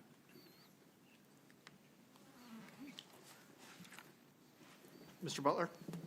Thanks for the presentation and your work to get here, Romeo. I can only imagine how much work it is to get to this point. The two rollover amounts that you mentioned that we're doing from the workers' comp and I forget what the other one I'm was. sorry. Totaling, what, about $2 million? $3 million. $3 million? The amounts from the reserves. Yeah, from the reserves, right. How do you feel about the amount that leaves in those reserves in terms of our ability to meet obligations that we might not know about right now? Very comfortable. Okay, great. It's actually much less than I thought it was going to be. But we're very comfortable at the 3 million. I mean, if we really had to, if this was the same thing for year after year, we could do this for 8-9 years. Okay. And still be in good shape with our reserves in terms of liquidity, Moody's rating, and all that. But that's not the plan. The plan is to wean off of this $3 million going forward over the next year or two, depending on what the board and what cabinet, recommends. Like if we wanted to say, we need to get to a certain budget amount, or we could do it. But the goal for this year, as I mentioned earlier, was let's maintain all the student support positions we currently have, because they haven't had a full 3 years impact on our kids. Because of that first year of the grants, we just couldn't fill positions. So we've really only had all those supplemental positions for a couple years. The idea is we need at least 3 to see things work. So this is our shot at keeping them around for another year, and then we'll discuss it again for the 25-26 budget. Thanks, and thanks for that last piece, reminding us of the 3-year window that we wanted to have on that. That was a good reminder. Thank you. You're welcome. Mr. Maloney? Is there any way to calculate what our tax increase will be to the public yet? Not Is at it this way too early? Way too early. Again, so just a reminder for everybody, the rate is simply the levy divided by the assessments, right? We know approximately that the levy is going to be this $125.3 million, but that could change a little, but let's just say that is the levy. We really won't have an understanding of what the assessments are. They typically don't get them to us till July 1. So everything we've done in the past has always been an estimate, and that's always been at 100% equalization rate. We took a shot at that last year with the equalization rate dropping to 86%, and that had impacts that we were not aware of where we told everyone, we thought the rate went down, your tax bill was going to come down, but then there were changes in the enhanced star and the star, so it was very difficult to predict. But even if we could, we can't do that until at least March. Okay, thank you very much. Mr. Bonnegorio? So that last piece is a little bit of a sore point for some of our community members. Do we have opportunities to address that, avoid that potentially, or is that just like a bullet that we have to bite? In the past, I will say, in the past, it was fairly predictable. But with this change in the equalization rate and not knowing what their plan is and what they are going to do, because we have tried to figure this out, it's going to be very difficult to give a tax rate this year that we can say this is what it's going to be. There's a part of me that's also thinking maybe we shouldn't do it, because no matter what number we put out there, we're going to see a change. So I'm not sure what to do with that yet. We haven't had normally we go see the town of Greece twice a year. We haven't met up with them yet. We usually do that in February or early March, so we haven't done that. If we can get a sense of what they're going to do and know that that's going to be the plan, which also has its question marks on, then maybe we could do something. But last year taught us a lesson of things that if you don't really know, maybe you shouldn't try to predict it, because you're going to get hurt either way. I know it's not a straight answer, but that's where I am that's where we are right now. But you'll keep us posted on that? Yes, I will. Dr. Treywick? So, thank you, Romeo. So 2 things stand out to me in this budget that I just want to comment on. One, the ability that you and your team have been able to retain the positions. I remember when we first got the money from the state, we weren't sure. We've hired all the new people and support staff, and we didn't know how we were going to be able to support that ongoing. Lots of conversations around that. So I do feel good that we were able to roll those positions into the general budget and be able to support them. Number 2, we've also had many conversations about not relying on reserves. So I'm happy to hear that you're also cognizant of that, that, this helps us now, but this is not a long-term plan for us. But I'm encouraged because revenues are going up, and I'm looking forward to hearing how we're going to be moving forward without using the reserves, but to put them back in, build them back up. So, thank you. Any other questions? Thank you very much. Thank you, everyone. Moving on, item 4.04, the transportation update. Deputy Superintendent Smalling. I would like to invite Dave Richardson, our Executive Director of Student Operations, to share this update. The information that Dave is going to share with everybody this evening is really a direct response to receiving some feedback at a previous board meeting, in addition to some phone calls that were made to district office regarding some of those mid-year changes. I'd also want to note that back in December, Dave, at a board retreat, Dave updated all of the board on the current state of our transportation department. He did go over the impact of the driver shortage, some of the obstacles that have led to the driver shortage. In addition to that, he did go over the significant increase in our out of the district transportation routes that have really impacted our district on a daily basis and made it difficult to transport our in-district students without delays either coming to school or getting them home on time. So our hope today is that Dave's presentation will be able to give the public a better understanding of why these decisions were made, and also really outline some possible changes or that we may have to consider if the driver shortage continues to be a problem for us. So thank you, Dave. Thank you, Deputy Superintendent and Board of Ed, for allowing me to be here tonight. So I'm going to give a little overview about where things stand currently with transportation. So you are seeing here that we're transporting just under 10,000 students a day. We currently have 133 drivers. We have about 1,000 walkers. That should actually be grades 6 through 12. I only looked at this 45 times.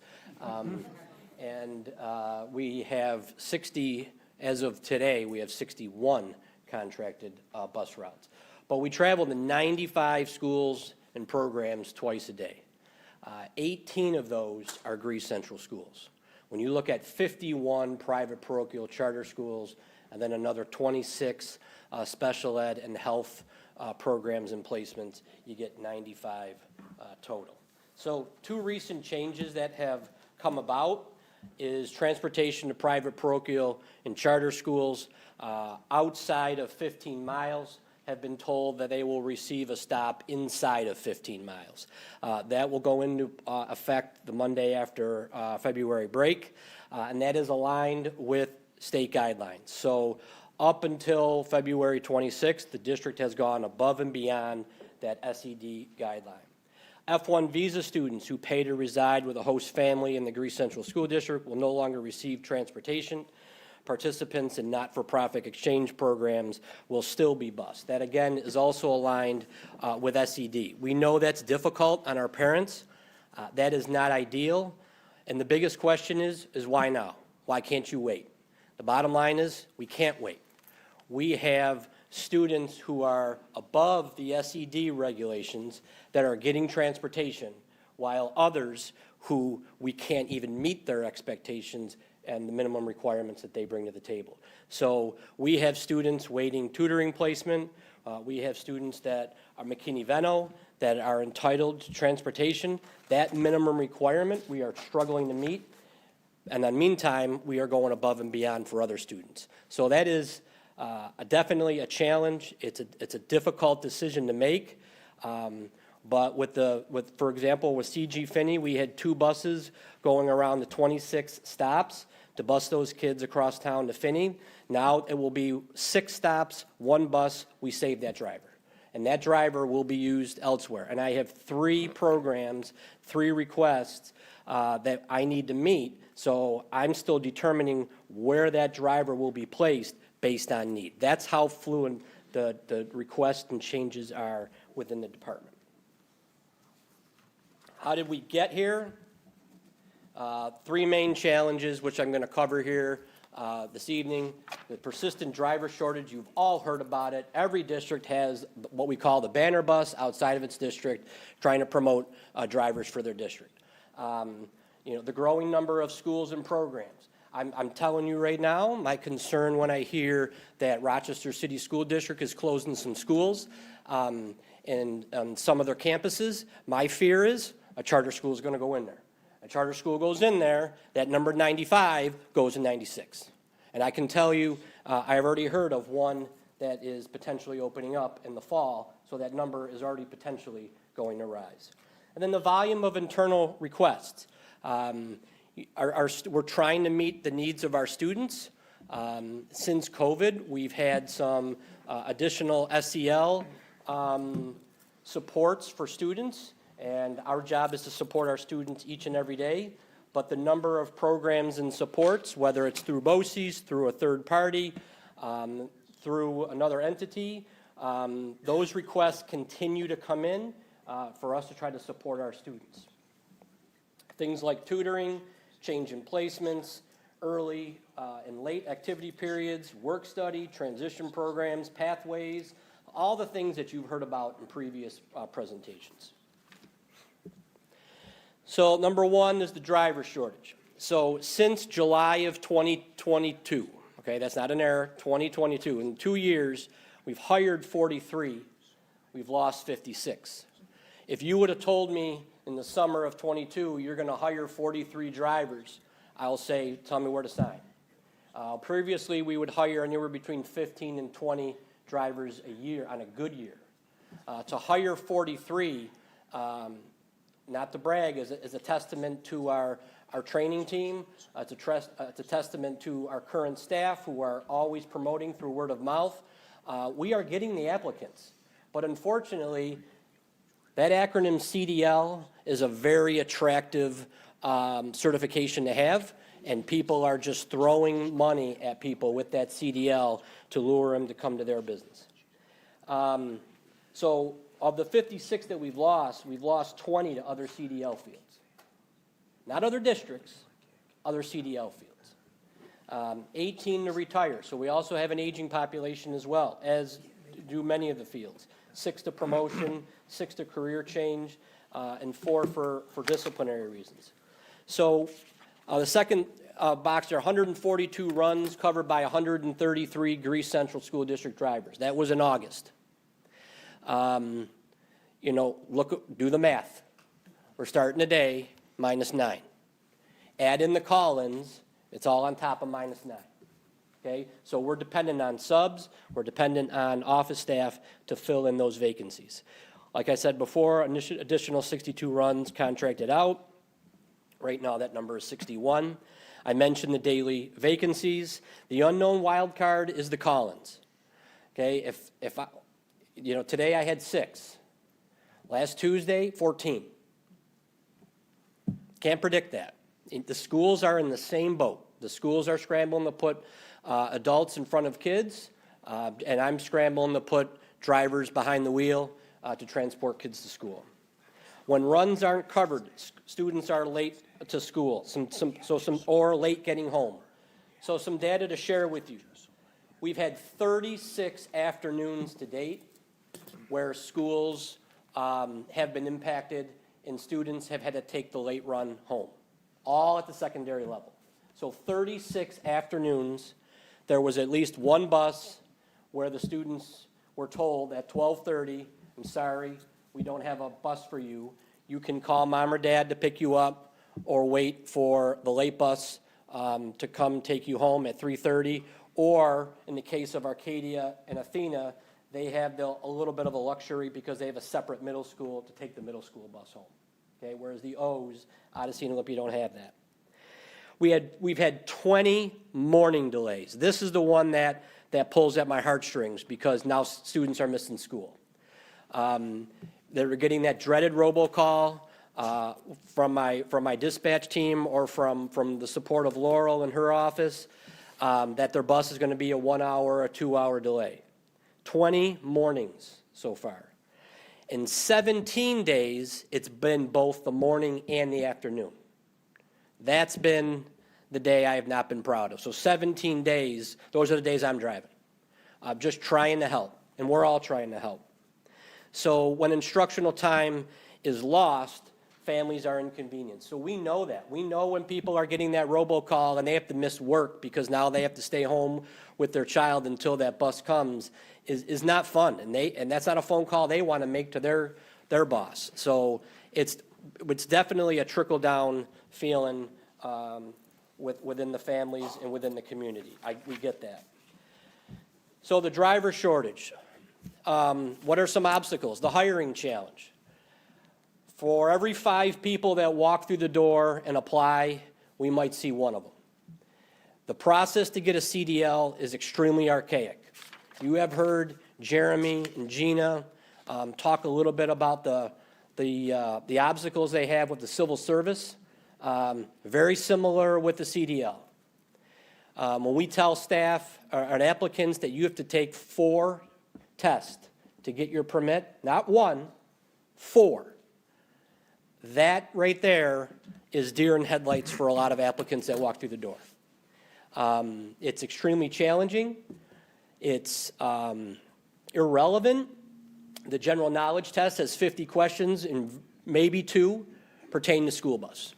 So it's a general test that you have to pass in order to take the other 3. It's archaic. We continue to work at the local and state levels with DMV to try to advocate for change. The split workday. It's no secret, drivers come in 5:30-ish. They work for 3 hours. They might have an hour midday, and then they have 3 hours in the afternoon. So many of our drivers are around 7 hours, but there's a lot of downtime in between. They have 3 shifts technically in one day, unlike most of us who have one.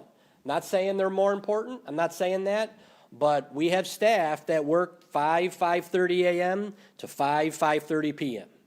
And they're working 2, maybe 3 middays. We're currently at about 42 middays where we're getting students to and from like WMOCO or BOCES or some kind of support program throughout the school day. Again, very taxing. Is it worth going home for that hour and a half that you have a break? You know, your mind is still on the job. The job can be very taxing on your emotional and physical state, and it can make for a really long day. And then the changing workforce. We have people as young as 19 and 20 years old. We have people in their 90s. I've had some great conversations with Karen Costera about what is the solution. We offer a nice hourly wage for drivers and attendants, but currently there's no district contribution for health care. For some, health care doesn't mean much. For others, it means the entire world. For others, it might be daycare. You know, I'm working and I'm bringing home $800-900 a week, but if I'm paying $400 in daycare, is it really worth it?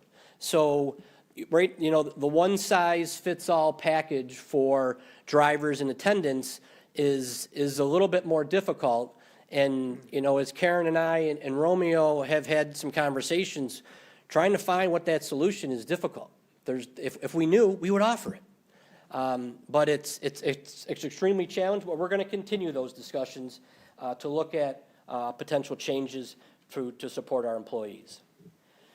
Mentioned this already, 61 routes with Ontario, 1 with Transpo. We also have 6 drivers with Transpo that show up each day and drive our buses to support the driver shortage. But again, this shortage is felt everywhere, including the private companies who are offering a lot more dollars an hour, offering attendance incentives, signing bonuses. They can't get drivers. I call up Ontario, hey, I need some more runs. They don't have people. And they're paying people more than we are. So more schools and programs. You heard me mention this. Looking at 18 Greece schools, 51 private parochial charter, 26 out-of-district special ed and health placements. I've mentioned that before. Our private parochial charter school applications continue to rise. They rose significantly last year. I shared that before at the retreat. One of the other big challenges, 145 McKinney-Vento students driven up to 50 miles one way. That's aligned with SED. We go as far as Macedon every day to get a student. These students are entitled to transportation. There's no arguing that, but one bus, one driver to get one student can be very taxing on your staff. So, and that number continues to rise. Our McKinney-Vento liaison, Jackie Gigliotta, is amazing. She works very closely with Roger Humans in our routing department, just trying to put the puzzle together to figure out how to transport these students. Some students, it might only be a few weeks. Other students, it could be quite a few months or even longer. But it's a challenge. I can't tell you tomorrow if I'm going to get a phone call or not saying, hey, you need to provide transportation to this student living at this address, find a way to make it happen. And a lot of times the response is, I hate saying no, but how? How am I going to do it? And it's shuffling the deck and adjusting the cards. We have 384 child care transportation needs outside of the school zone. So as you know, every school has geographical boundaries, but we allow daycare to be anyone, anywhere in the town of Greece. So that student who might be, their house resides in the Craig Hill jurisdiction, but has a daycare down by Shaler's, we're providing transportation. So that's going way outside of the school boundaries to provide that transportation, which can be, again, taxing on operations. I mentioned before internal requests. There's more before and after school programs. So the good thing with additional money and the ARP funding and the stimulus money is we can provide more programs. I'm all for it. Everyone's all for it.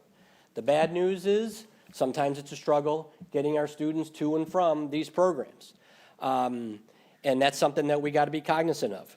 We're offering more work study and CTE programs. We have less sub coverage in the afternoon, so we do have subs. We don't have as many regular subs that are working 4 to 5 days a week like there were pre-COVID, but we have a sub shortage as well. We have about 12 subs that we see, I don't want to say regularly, maybe 2 to 3 days a week. And others that we see a couple times here and there, they have to give their availability once a month. But again, based on the number of call-ins and the number of subs that are available, that determines how many office staff, mechanics, FOP, we have a couple people, one person from there, myself, that are going to be driving that day. All K-5 students are bused. That's another service that we provide above and beyond SED. So that one student who's 2 driveways away from the entrance of Long Ridge would get a bus when the walking distance from their front door to the street might be just as far as the walking distance from their front door to the school property.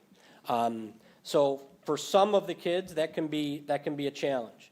6-8 students walk up to a mile to school, and 9-12 students walk up to 1.5 miles. We bus to any in-district caregiver. I already mentioned that. And our transportation requests. We get transportation requests, change of stop requests, daycare changes, private parochial applications. People think these applications stop September 15th. That is false. We get them regularly, and we're constantly examining that, and obviously we're offering the closest existing stop, but when there's a bus stop change request, we are looking at that because safety is our top priority. So where do we go from here? As you know, we've partnered with Bus Patrol. Bus Patrol has started installing cameras on our buses yesterday. 9 buses have had cameras installed. They are live. We are able to use their cameras, but it's not live as far as catching motorists out on the road. But 3 districts have gone live with them: Webster, East Irondequoit, and Hilton. And in 2 months, they've had over 1,000 infractions in Monroe County. So the primary reason we partner with Bus Patrol is student safety. Our drivers and attendants continue to share every single day people running their reds, every single day, and many of you have seen it as well. We monitor our ridership. We're doing that again now. We did that in the fall and ended up taking 630 students off of our VIAs to then look to help to consolidate routes, which ended up resulting in 4 runs eliminated that we could use those drivers elsewhere. So we're doing that again. Focusing on employee retention, trying to determine what those staff needs are, working with Karen and her stewards, working with HR, trying to figure out from a financial lens what can be done to entice and recruit more staff. I mentioned SED requirements, enforcing those distances, moving up the application deadline. So another thing, the last 2 years, we've gone above and beyond the state requirement. We moved the deadline from the first Monday in August to July 1, which was still above that SED requirement, which is April 1st. So now we're going to align ourselves with the SED requirement. To date, as of this morning, we've already received 179 child care applications and 475 private parochial charter school applications for next year. So obviously those families have gotten the message, the email, the robocall, information from their school and their child care as well, which we've reached out to all those people to help promote that deadline. Appealing to legislators for help. You've heard Kathy talk about the legislative breakfast. It's not just about the zero emission buses that we need to tackle. It's about the CDL requirements as well. We need to go after that. As well as shortening the drive distances. For 15 miles, up to 15 miles, can be very taxing on a department like mine, or like ours, as well as McKinney-Vento. Again, not trying to disservice students, but the challenge that I have for SED is, what if you can't? All these mandates are there, but what if you can't? Can we prioritize Greece schools first? That may be harsh to say, but at some point, there needs to be a pecking order if I can't transport to 95 schools. Knowing that that number continues to go up. 88 last year, 81 the year before. So that number continues to rise as our staffing continues to decrease. So you got 2 trains leaving the station in opposite directions, which is very impactful on our operations. We've partnered with On the Bus, which is a third-party company, to come in and do a complete assessment of the department and our operations to figure out where can we improve in efficiencies, where can we make some changes. And you're going to see some things here that I wanted to share.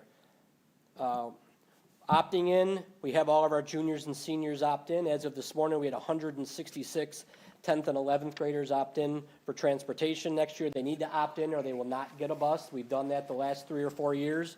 10th and 11th graders now who will be 11th and 12th graders in the fall. Okay, and maybe looking to pay parents. We've tried to survey some of our parents of private parochial schools where there's only 1 or 2 students. Guess how many bit? 0. Because bell times are a burden to their professional life. They have jobs to get to, trying to find a family member to do it. But that is something that we will continue to explore, because we need to think creatively and we need to think outside the box. So some of the things that On the Bus has talked to us about, they're going to have a report for us in early March about some recommendations. Walking distances. So some of the things that they mentioned is our walking distance policy to the bus stop is 800 feet, kindergarten through 5th grade. We can tell a student and a family, your child can walk, that's a board policy, 800 feet. 612, it's up to 1,500 feet. Can we change it as a board? Yes, we can. SED says that policy can match your walking to school policy. So one of the things that the group was surprised to see is we have a walking distance to the bus stop, which is far less than the walking distance policy to school. Meaning we could tell high school students to walk 1.5 miles to their bus stop, because we're telling high school students that if you live within 1.5 miles of school, you're not getting a bus. In 6-8, up to 1 mile. So instead of going in Pearson Lane and going around all those streets and picking up students from 20, 21, 22 stops, we can say your stop is the corner of Pearson and English. So now you have 1 stop instead of 16. Now, obviously, there's special ed accommodations, and we're not looking to supersede those. So if a student has door-to-door or do not cross, we have to legally honor that, and I get that. But we can certainly shorten the bus ride, or for every 4 buses, maybe make it 2 or 3, because now we're not going to as many stops. Again, who feels that? Our students, our families. We know, we get the calls every year. It's not my side of the street to be plowed this year. My sidewalk wasn't plowed at all. The town of Greece is experiencing shortages in their DPW just as much as we are. So we get that. Do we want students walking in the street? Obviously, no. But what is the answer? That's the golden question. We could be also looking at students having a longer ride time. If the driver shortage continues to decrease, we're going to have to put more kids on buses for longer periods of time. Again, is that ideal? If you've been on a school bus in a hot spring or a hot fall day, not fun. And then maybe looking at limiting childcare. So if you were familiar with this district, I'll say 15, 20 plus years ago, childcare had to be within that school's boundaries. No exceptions.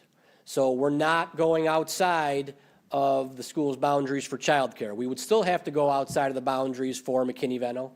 We still would have to go outside for elementary and secondary option, and we would still have to go outside of those boundaries for special education, because not every special education program is at every school, and we get that. But again, when you look at those three things, and are these things definites for next year? No. But initial conversations with third-party studies and feasibility studies on our operations are surprised that we're not aligned with SED in those three areas. Those three things have significant impacts on our families, and I get that. But when I say that the driver shortage is real, and we are in a crisis, I'm not lying when I say it.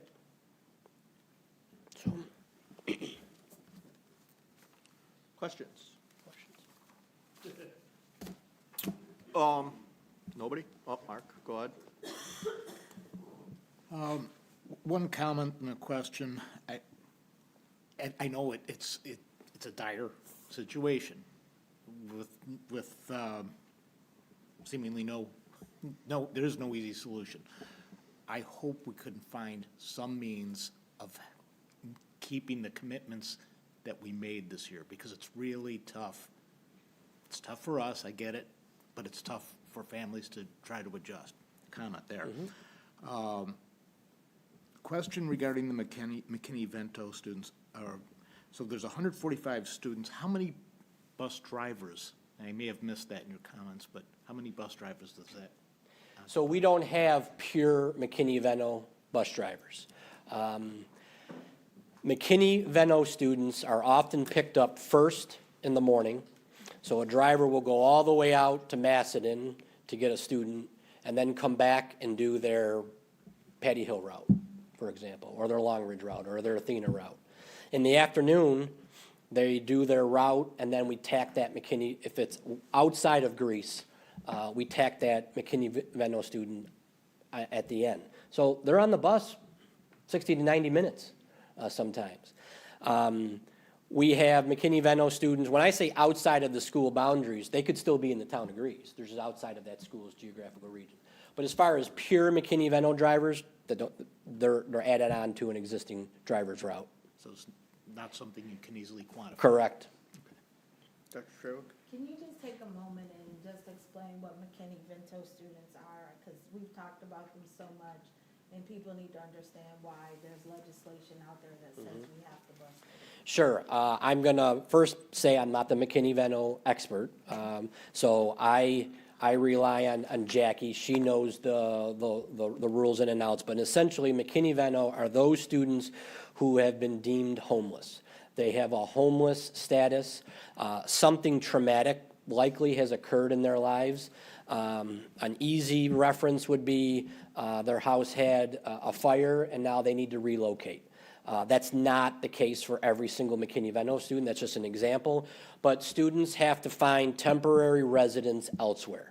The law requires districts to provide the same educational placement for that student that they had prior to the traumatic event which caused them to change their residency. And the law says up to 50 miles one way. So last year we were going out to Clifton Springs, which was 47.2 miles. And, you know, going out there, and I'm all for it. Because it's supporting a student. Whether you're supporting one student or you're supporting 10,000, we're all in to support our students. What's very taxing is when you go all the way out there and they're not there. So we have pushed back a little bit, and we use the 3 strikes and you have to call. You know, we'll go out there, but we're not going to waste resources to go out there and have someone not get the bus. Yep. I hope that answered your question. Mr. Maloney? Hey, Dave, I see on television that First Student in Ontario advertise their bus drivers. and some of them are paying $25 to $27 an hour and Yep. up. $3,000 signing bonus. Plus, they're paying unemployment during the off time. Have we considered that? Discussions have been had. I think the challenge is they're a private entity. We're a public school district, so there are things like bonuses that we can't do because it's a gift of public funds. Did I say that right? So there's definitely challenges with that. But is that truly the answer? We have provided additional compensation to our drivers in attendance twice. With the MOA back in the spring of 20, where we were trying to get 35 drivers, we lost 31. And then the attendance incentive that you're all familiar with that we did in the spring of 21, maybe, that did not improve our overall attendance. It didn't make it work or worse, but it didn't also improve it. So, yeah, those conversations have been had, but if we're spending $5 million with Ontario Bus and we put $5 million towards our current staff to try to entice new applicants to come in, but we don't end up doing that, we've spent now $5 million towards our staff, we still have to spend $5 million towards Ontario to get kids to and from school, so now we're out $10 million. So, like, what is that golden nugget to bring people in? I personally believe the one size fits all is not the answer, and that's something that Karen and I have talked about. Romeo, Janine, we need to potentially look at some different opportunities for packages because people's needs. Some people are here for a career. Some people are here for supplemental income. Their needs are drastically different. And even though those private entities are throwing all that money to try to recruit people, they're still short. They can't get people. Thank you. Yep. Any other questions? Ms. Farah? So, thanks, Dave, for this. So you just got done saying that a lot of the buses, we're all short everywhere. Do they all transport children, students? As far as where we're looking, as far as busing goes, the CDL license, you had mentioned that Transpo, First Student. I've even heard that buses that are going to special education students that are not necessarily in our district, but there was an article that came out that they're also not getting drivers. And so you think really, though, changing the CDL requirements are going to get more of those people coming in? I do. I think tests can be very intimidating. You know, 4 tests, not just one. Are you really learning to become a school bus driver by taking a test? You're learning through the practice and the training that we provide in-house over the course of 8 weeks to then do your road test. I'm not saying get rid of the road test. We became the first district in the state to give the road test here on site. Take away all those surprises that the DMV instructors would kind of scare people when it comes time for the road test. So we tackled that hurdle, but those permit tests are extremely difficult. We have one candidate, she's on her 5th attempt. Like, it tunes people out. When people walk through the door and they say, I haven't taken a test since 1965 when I graduated from Eastern Irondequoit, and you got to tell me I got to take 4 from a CDL manual that's an inch thick. It's a lot of planning and preparation, and to be quite honest, it can be a turnoff. The school bus test, which is 20 questions, the passenger test, which is 20 questions, and the air brake test, which is 25 questions, are all tests that I believe people should pass because it's directly applicable to driving a school bus. The general knowledge test is the killer. The general knowledge test, though, I would have to argue it's the general knowledge test. It's the general meat and potatoes of that, which would actually, you're not just getting a CDL license in just bus driving. You're getting a CDL license in you can drive anywhere, basically within those means and classification. Sure, and there's different CDLs. So CDL for a school bus does not allow me to go out and drive a tractor trailer. Sure. So what we're lobbying for at the local and the state level is to have a general knowledge test for school bus drivers. So you can get your CDL just in a school bus, so make the questions around school bus driving. I don't need to be able, I shouldn't have to answer, how many tie downs do I need to have when I'm hauling cargo in the Rocky Mountains for every 10 feet? I shouldn't have to answer that question. That has nothing to do with school buses. So the test is archaic, similar to a lot of the civil service tests. So that's what we're kind of lobbying for. Okay. Thank you. Yep. Mr. Bonnegorio? Do we have a sense of how other districts are faring with this? Are they in the same situation? Are they dealing with it effectively, worse? Great question. We meet, transportation directors meet monthly. Our next meeting is this coming Thursday, and every time we meet, I'm the president of that association, and we compare what the driving shortage is. Everyone is between 5 and 30% of a driver shortage. We would love to take all those Ontario routes back. You know, if we could get drivers in, we're right there with them. But everyone's experiencing the shortage. You get people in and you lose them. The other main challenge that we have is we lose people every month of the year. Okay? Typically with teachers, you lose them to retirement, maybe a surgery leave, but you plan for that. I have people that come in after Christmas break, yeah, I'm hanging up my skates, I'm done. Every year. We get retirements at any point, LOAs at any point, so that numbers game is constantly changing, probably more than any other field. Thank you. Yep. Dr. Trawick? So you mentioned that we lose people because they take their CDL and they go other places. Have we thought about doing a non-compete? So just basically saying if we pay for you to get the CDL, you will work for a certain period of time. Yeah, we've talked about that. We've talked about maybe holding back the reimbursement for their fingerprints, for example, having them pay for their DOT physical, or the 19A physical, and then reimbursing them after a certain period of time. We have talked about that. It's not as black and white as we would like, but there's not a lot of upfront money that the district is giving. We don't pay for the permit tests, the candidate does. You know, we pay minimum wage for their training, but do we hold that back and say you're not going to get paid until 6 months? You can't legally do that, you know? So what can we, quote, hold over their head to say you'll get this at X time period? Maybe the bonus. Yeah, a bonus. What about the bonus?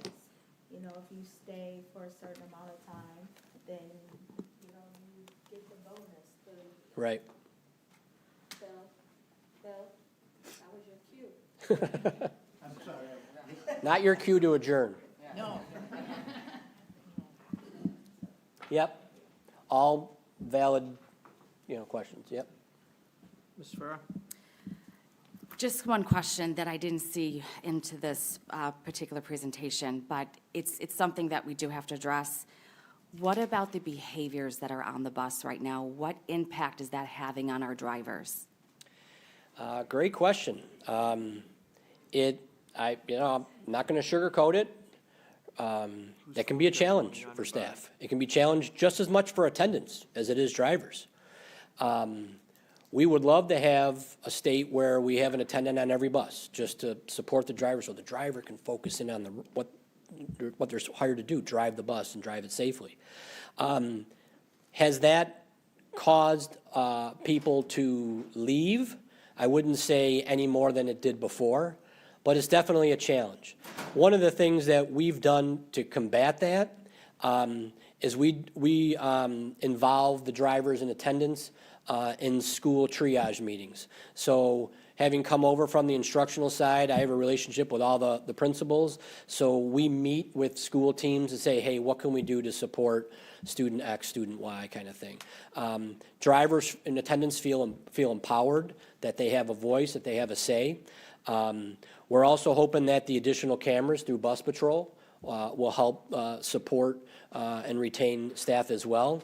But student behaviors, they can be a challenge, just like they are in school. Yep. Okay, thank you. Any other questions? I just have one. And it's in relation to like the golden nugget you're talking about. So basically, we're in a position where we're gonna have to spend more money in some capacity, whether it's more contracts with Ontario Bus, bringing in more bus drivers, retaining our bus drivers, whatever it's gonna take, or otherwise, we're gonna be reducing services. So it's kind of like a scale. We're gonna have to increase over here to keep this. Whose phone? No, can we put our phone on vibrate, please? That's very rude. So with that scale, we're gonna have to keep our services currently where they are, either we're gonna have to hire more drivers, find more drivers, retain the people we have, or else we're gonna be in a position where we're gonna be looking at the several different scenarios you threw at us at the end of the day. I mean, that's where we're headed, ultimately, unless we can come up with more people. That's the Yep. bottom line.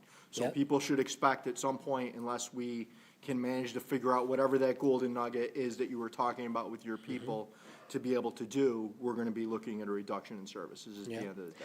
Yeah, I mean, in order to change the game, you have to change the playing cards. And, This you is know, where it whether is. we align ourselves to SED requirements or not, I don't see the robocalls that Laurel's office and my dispatch office are sending out going away. I don't see those going away.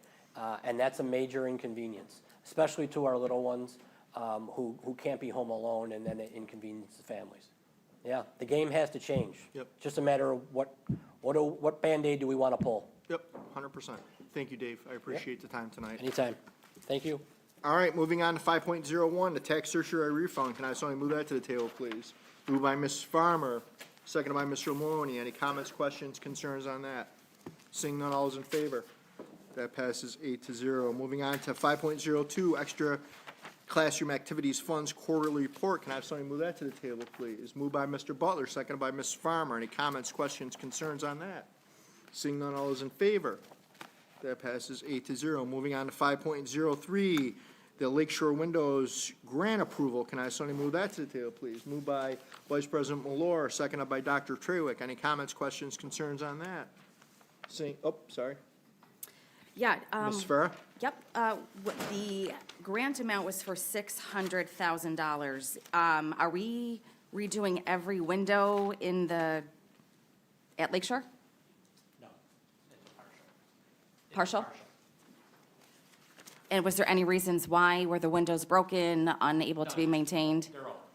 They're just old? Replacement program. Just replacement, okay. Thank you. Any other questions? All those in favor? That passes 8-0. Moving on to change orders, can I have somebody move those to the table? Moved by Mr. Maloney, seconded by Ms. Farmer. Any comments, questions, concerns on those? I'm just gonna make a comment that those change orders amounts to $42,800. Any other questions, comments? Mrs. Farah? Yeah, I know, Romeo, you said you were going to get that information to me regarding the capital improvement projects. Do you have that information? It was just one number I was looking for. I do not. Okay. I'll need clarification on the number you're looking at. I can check on that. Okay. Any other questions? All those in favor?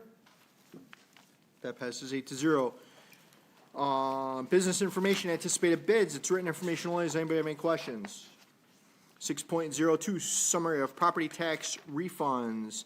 That's also written information. Does anybody have any questions? And moving on to 6.03, budget and revenue status report for December. Does anybody have any questions on that? All right, moving along to the consent agenda. Can I have somebody move the consent agenda to the table, please? Moved by Vice President Malor, seconded by Ms. Farmer. Are there any comments, questions, concerns on the consent agenda? I would just like to thank the Arcadia High School Extra Classroom Fund for their various donations to a whole bunch of different things at the school, and I'd also like to thank the Extra Classroom Fund from the district-wide for the Olympia School Community donation to the food pantry, so I'd appreciate that. All those in favor of the consent agenda? That passes 8-0. Moving on to 8.01, student trip approval. Can I have somebody move that to the table, please? Moved by Vice President Malor, seconded by Mr. Maloney. Any comments, questions, concerns on the student trip? Seeing none, all those in favor? That passes 8-0. I need a motion to go into executive session to discuss matters exempt under a federal law and the Family Educational Rights and Privacy Act, also known as FERPA. Moved by Dr. Trawick, seconded by Butler. All those in favor? That passes 8-0. We'll take a 5-minute break and we'll meet in exec session.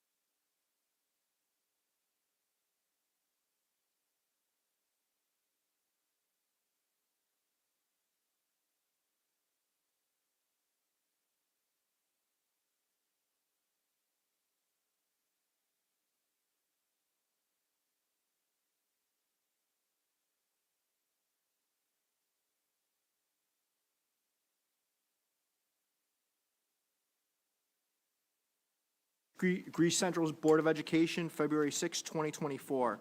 Can I have somebody move to the table item 10.01, Superintendent Hearing Appeal Case 24-1? Moved by Mr. Maloney, second by Mr. Bonnegorio. I will read the resolution.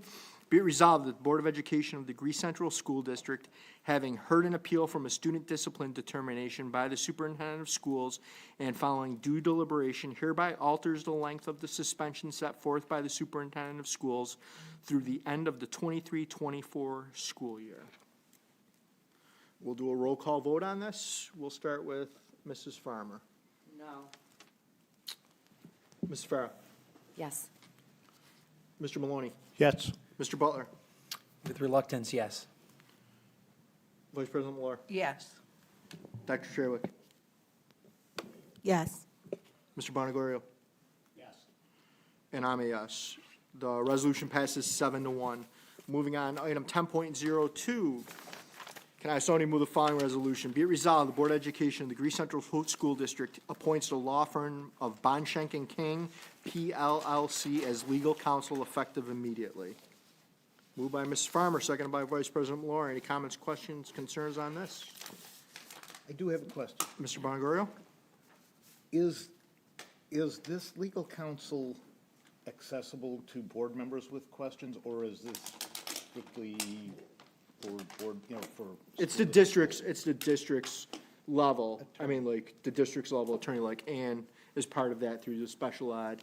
It's all moving. Harris Beach is now doing away with their education division.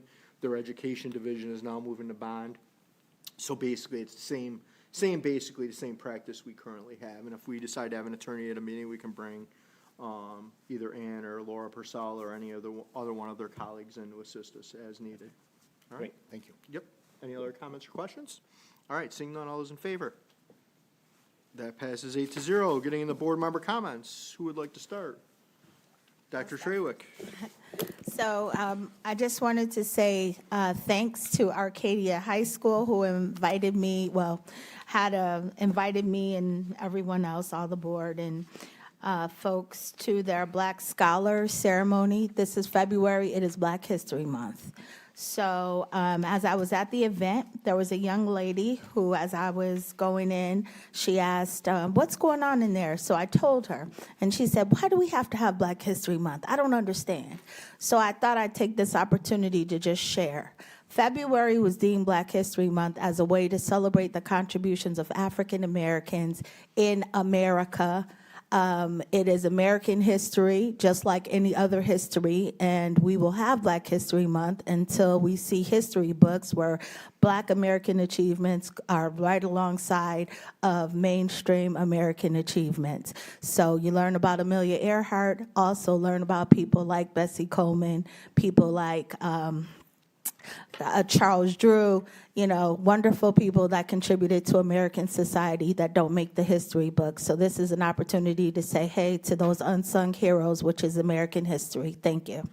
Thank you, Dr. Sherrick. Mark, do you have? Mr. Bonnegorio? Thanks, Mr. McCabe. I would just touch on that comment. There are 3 women who were showcased in the movie Hidden Figures, whose names I don't remember, but I should. Katherine Johnson. That's all I got. Okay, well, it's a start. It's a start. It's a start. That was good, Dr. Sherrick. Thank you. I want to express my thanks to Mr. Stenzel and the parents who showed up at his conversation between board members and the community. I think it was a really productive conversation. I hope we can all participate in some of that down the road. I think that's whether it's run by him or anyone else, I think it's a helpful thing.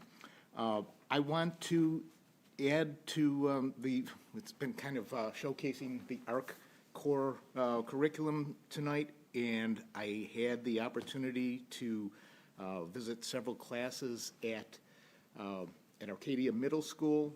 It's really impressive to see the things that we're doing there, an important focus on core knowledge going on there that really builds into learning builds on itself, it compounds, and that's essential to literacy. So I want to thank Principal Lum for bringing me in there. I'm looking forward to visiting Craig Hill this week with Suzanne and James Palermo. So I plan to come back with good reports there. And then finally, given the comments in the really difficult situation that we're facing with transportation, the logistical issues, and then also the zero-emission bus issues, districts all across the state are facing the same problems. I would like to see us explore some ways to collaborate with other districts. Maybe that's going on at a level that I don't see. I'd love to see our board joining with other boards and finding ways to do some of that and advocate in a more united way for important changes that could help us. And thanks for the time. Thank you. Mr. Butler. Thank you. I wanted to just say thanks to the folks at Long Ridge. I was able to go over and be a guest reader at their Glow Night that they had a week or two ago, and it was just so great to be there. The energy in the school was amazingly positive, and got to read a great book called Change Sings that you might enjoy if you ever have the chance to read it to a young person. And Dr. Trawick, just say here to your comments. Mr. Maloney. I'd just like to shout out to the Athena Theater. They had I went to their play on Friday night, and it was just wonderful. And if anybody wanted to go and see it, to see Grease, it's well worth it. This is the word. It was great. Ms. Farrar, do you have any comments? Yes, I want to congratulate. There were 14 people for retirement. Sally Brothers, Julie Budinson Draggett, Tori Cook, Mary Jo Fitchner, Angela Fuller, Jeffrey Hibbard, Sandra Archetta, I apologize if I got that wrong, Kathleen Letter, Kelly Olbrook, Corrine Palacios, Kimberly Rockwell, Jean Paul Scott, Bridget Thompson, Tracy Westman. There were a lot of people on there that had many years of service. There was one person that had 37 years of service with the Greece Central School District. That's a proud accomplishment, and appreciate your service to us. Lastly, because it is Black History Month, and if I hadn't have been aware of this, actually, Dr. Shrita Trawick, I do hear your comments, and there was a story that I actually thought and that I saw, and I would have never seen this story. And it was a story of the massacre of the Black Wall Street. And I had to look that up, and wow, what a tremendous story that was. It was actually pretty heartbreaking, too. I was amazed. But if I hadn't have seen the artwork around the school, I would have never actually looked into that, because you didn't hear this. So in honor of Black History Month, that was a story that most people should actually hear about. You are correct, most people don't hear about these stories, and I appreciate that mostly, because it is a part of our history in the United States of America that we should know. So thank you all.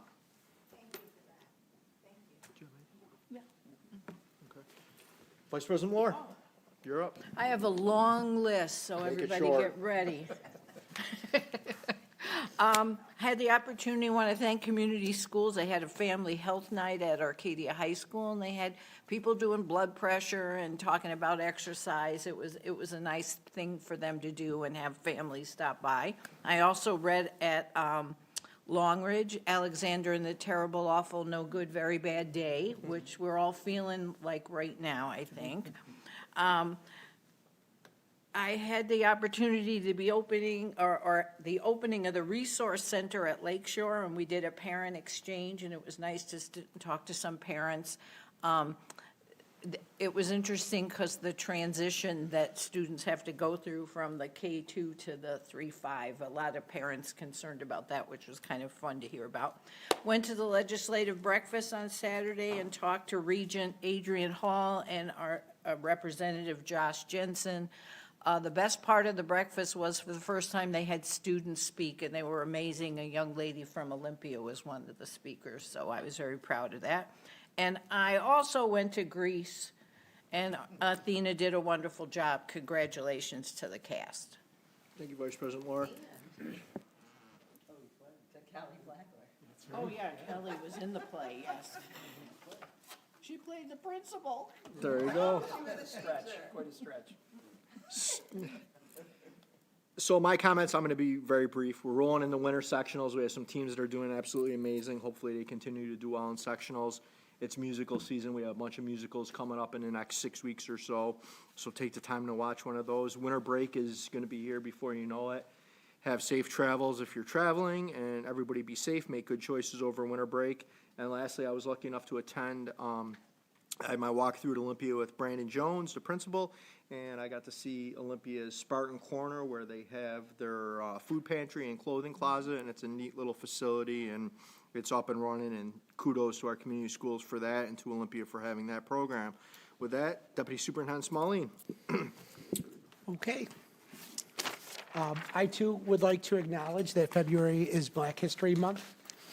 During this month, our Guardians of Equity, our Equity Programming Committee, Black Student Unions, and other multicultural clubs and classes have planned a variety of events and celebrations across the district and within schools. Personally, I am very proud to work in a district that welcomes and actively supports the celebration of Black history. As Dr. Trawick mentioned, and Megan, I do recognize that there is still a significant amount of work that needs to take place, but I am proud of the action steps that our district has taken over the years. I want to give a special shout out to our annual celebration of Black Excellence, which will take place on February 15th. It's from 6 to 7:30 in our Greece Performing Arts Center. The event will feature student performances. Mr. Brandon Jones and Dr. Cedric Simmons are hosts. Adasia, I think I said her name correctly, is a guest speaker. Adasia is one of the stars from the Disney's Encanto, so that should be a great event, and don't miss that. In addition to Black History Month, this week is School Counseling Week. I wanted to just take a moment to personally thank all of our school counselors for their incredible work they do on a daily basis for our students and our families. Our school counselors play just a critical role in our students' success. They meet with students one-on-one, they meet in small groups, they push into classrooms, they collaborate with parents, and they meet with outside agencies. And many of our school counselors, they participate on building and district committees, and they're always willing to go above and beyond for our students when needed. So thank you again for your work and dedication. You are greatly appreciated. I also had the opportunity to attend the Greece Athena musical Greece on Sunday. It was really difficult finding a parking spot, but I will say it was worth it. The show was absolutely amazing, and it was really evident the amount of hard work and preparation that goes into those performances. There are still 3 remaining shows this Friday, Saturday, and Sunday, so I encourage you, if you haven't gone, to go. And lastly, sectionals are about to start for winter sports. The locations and times haven't been set yet, but we are anticipating many of our teams being participating in those sectionals and looking forward to those as well. So thank you. Too long. I wrote it down. Mr. Maloney? I would like to make a motion to adjourn this meeting. Second. You're going to have to get a full vote. Mr. Butler, all those in favor? That passes 7-1. 7-1.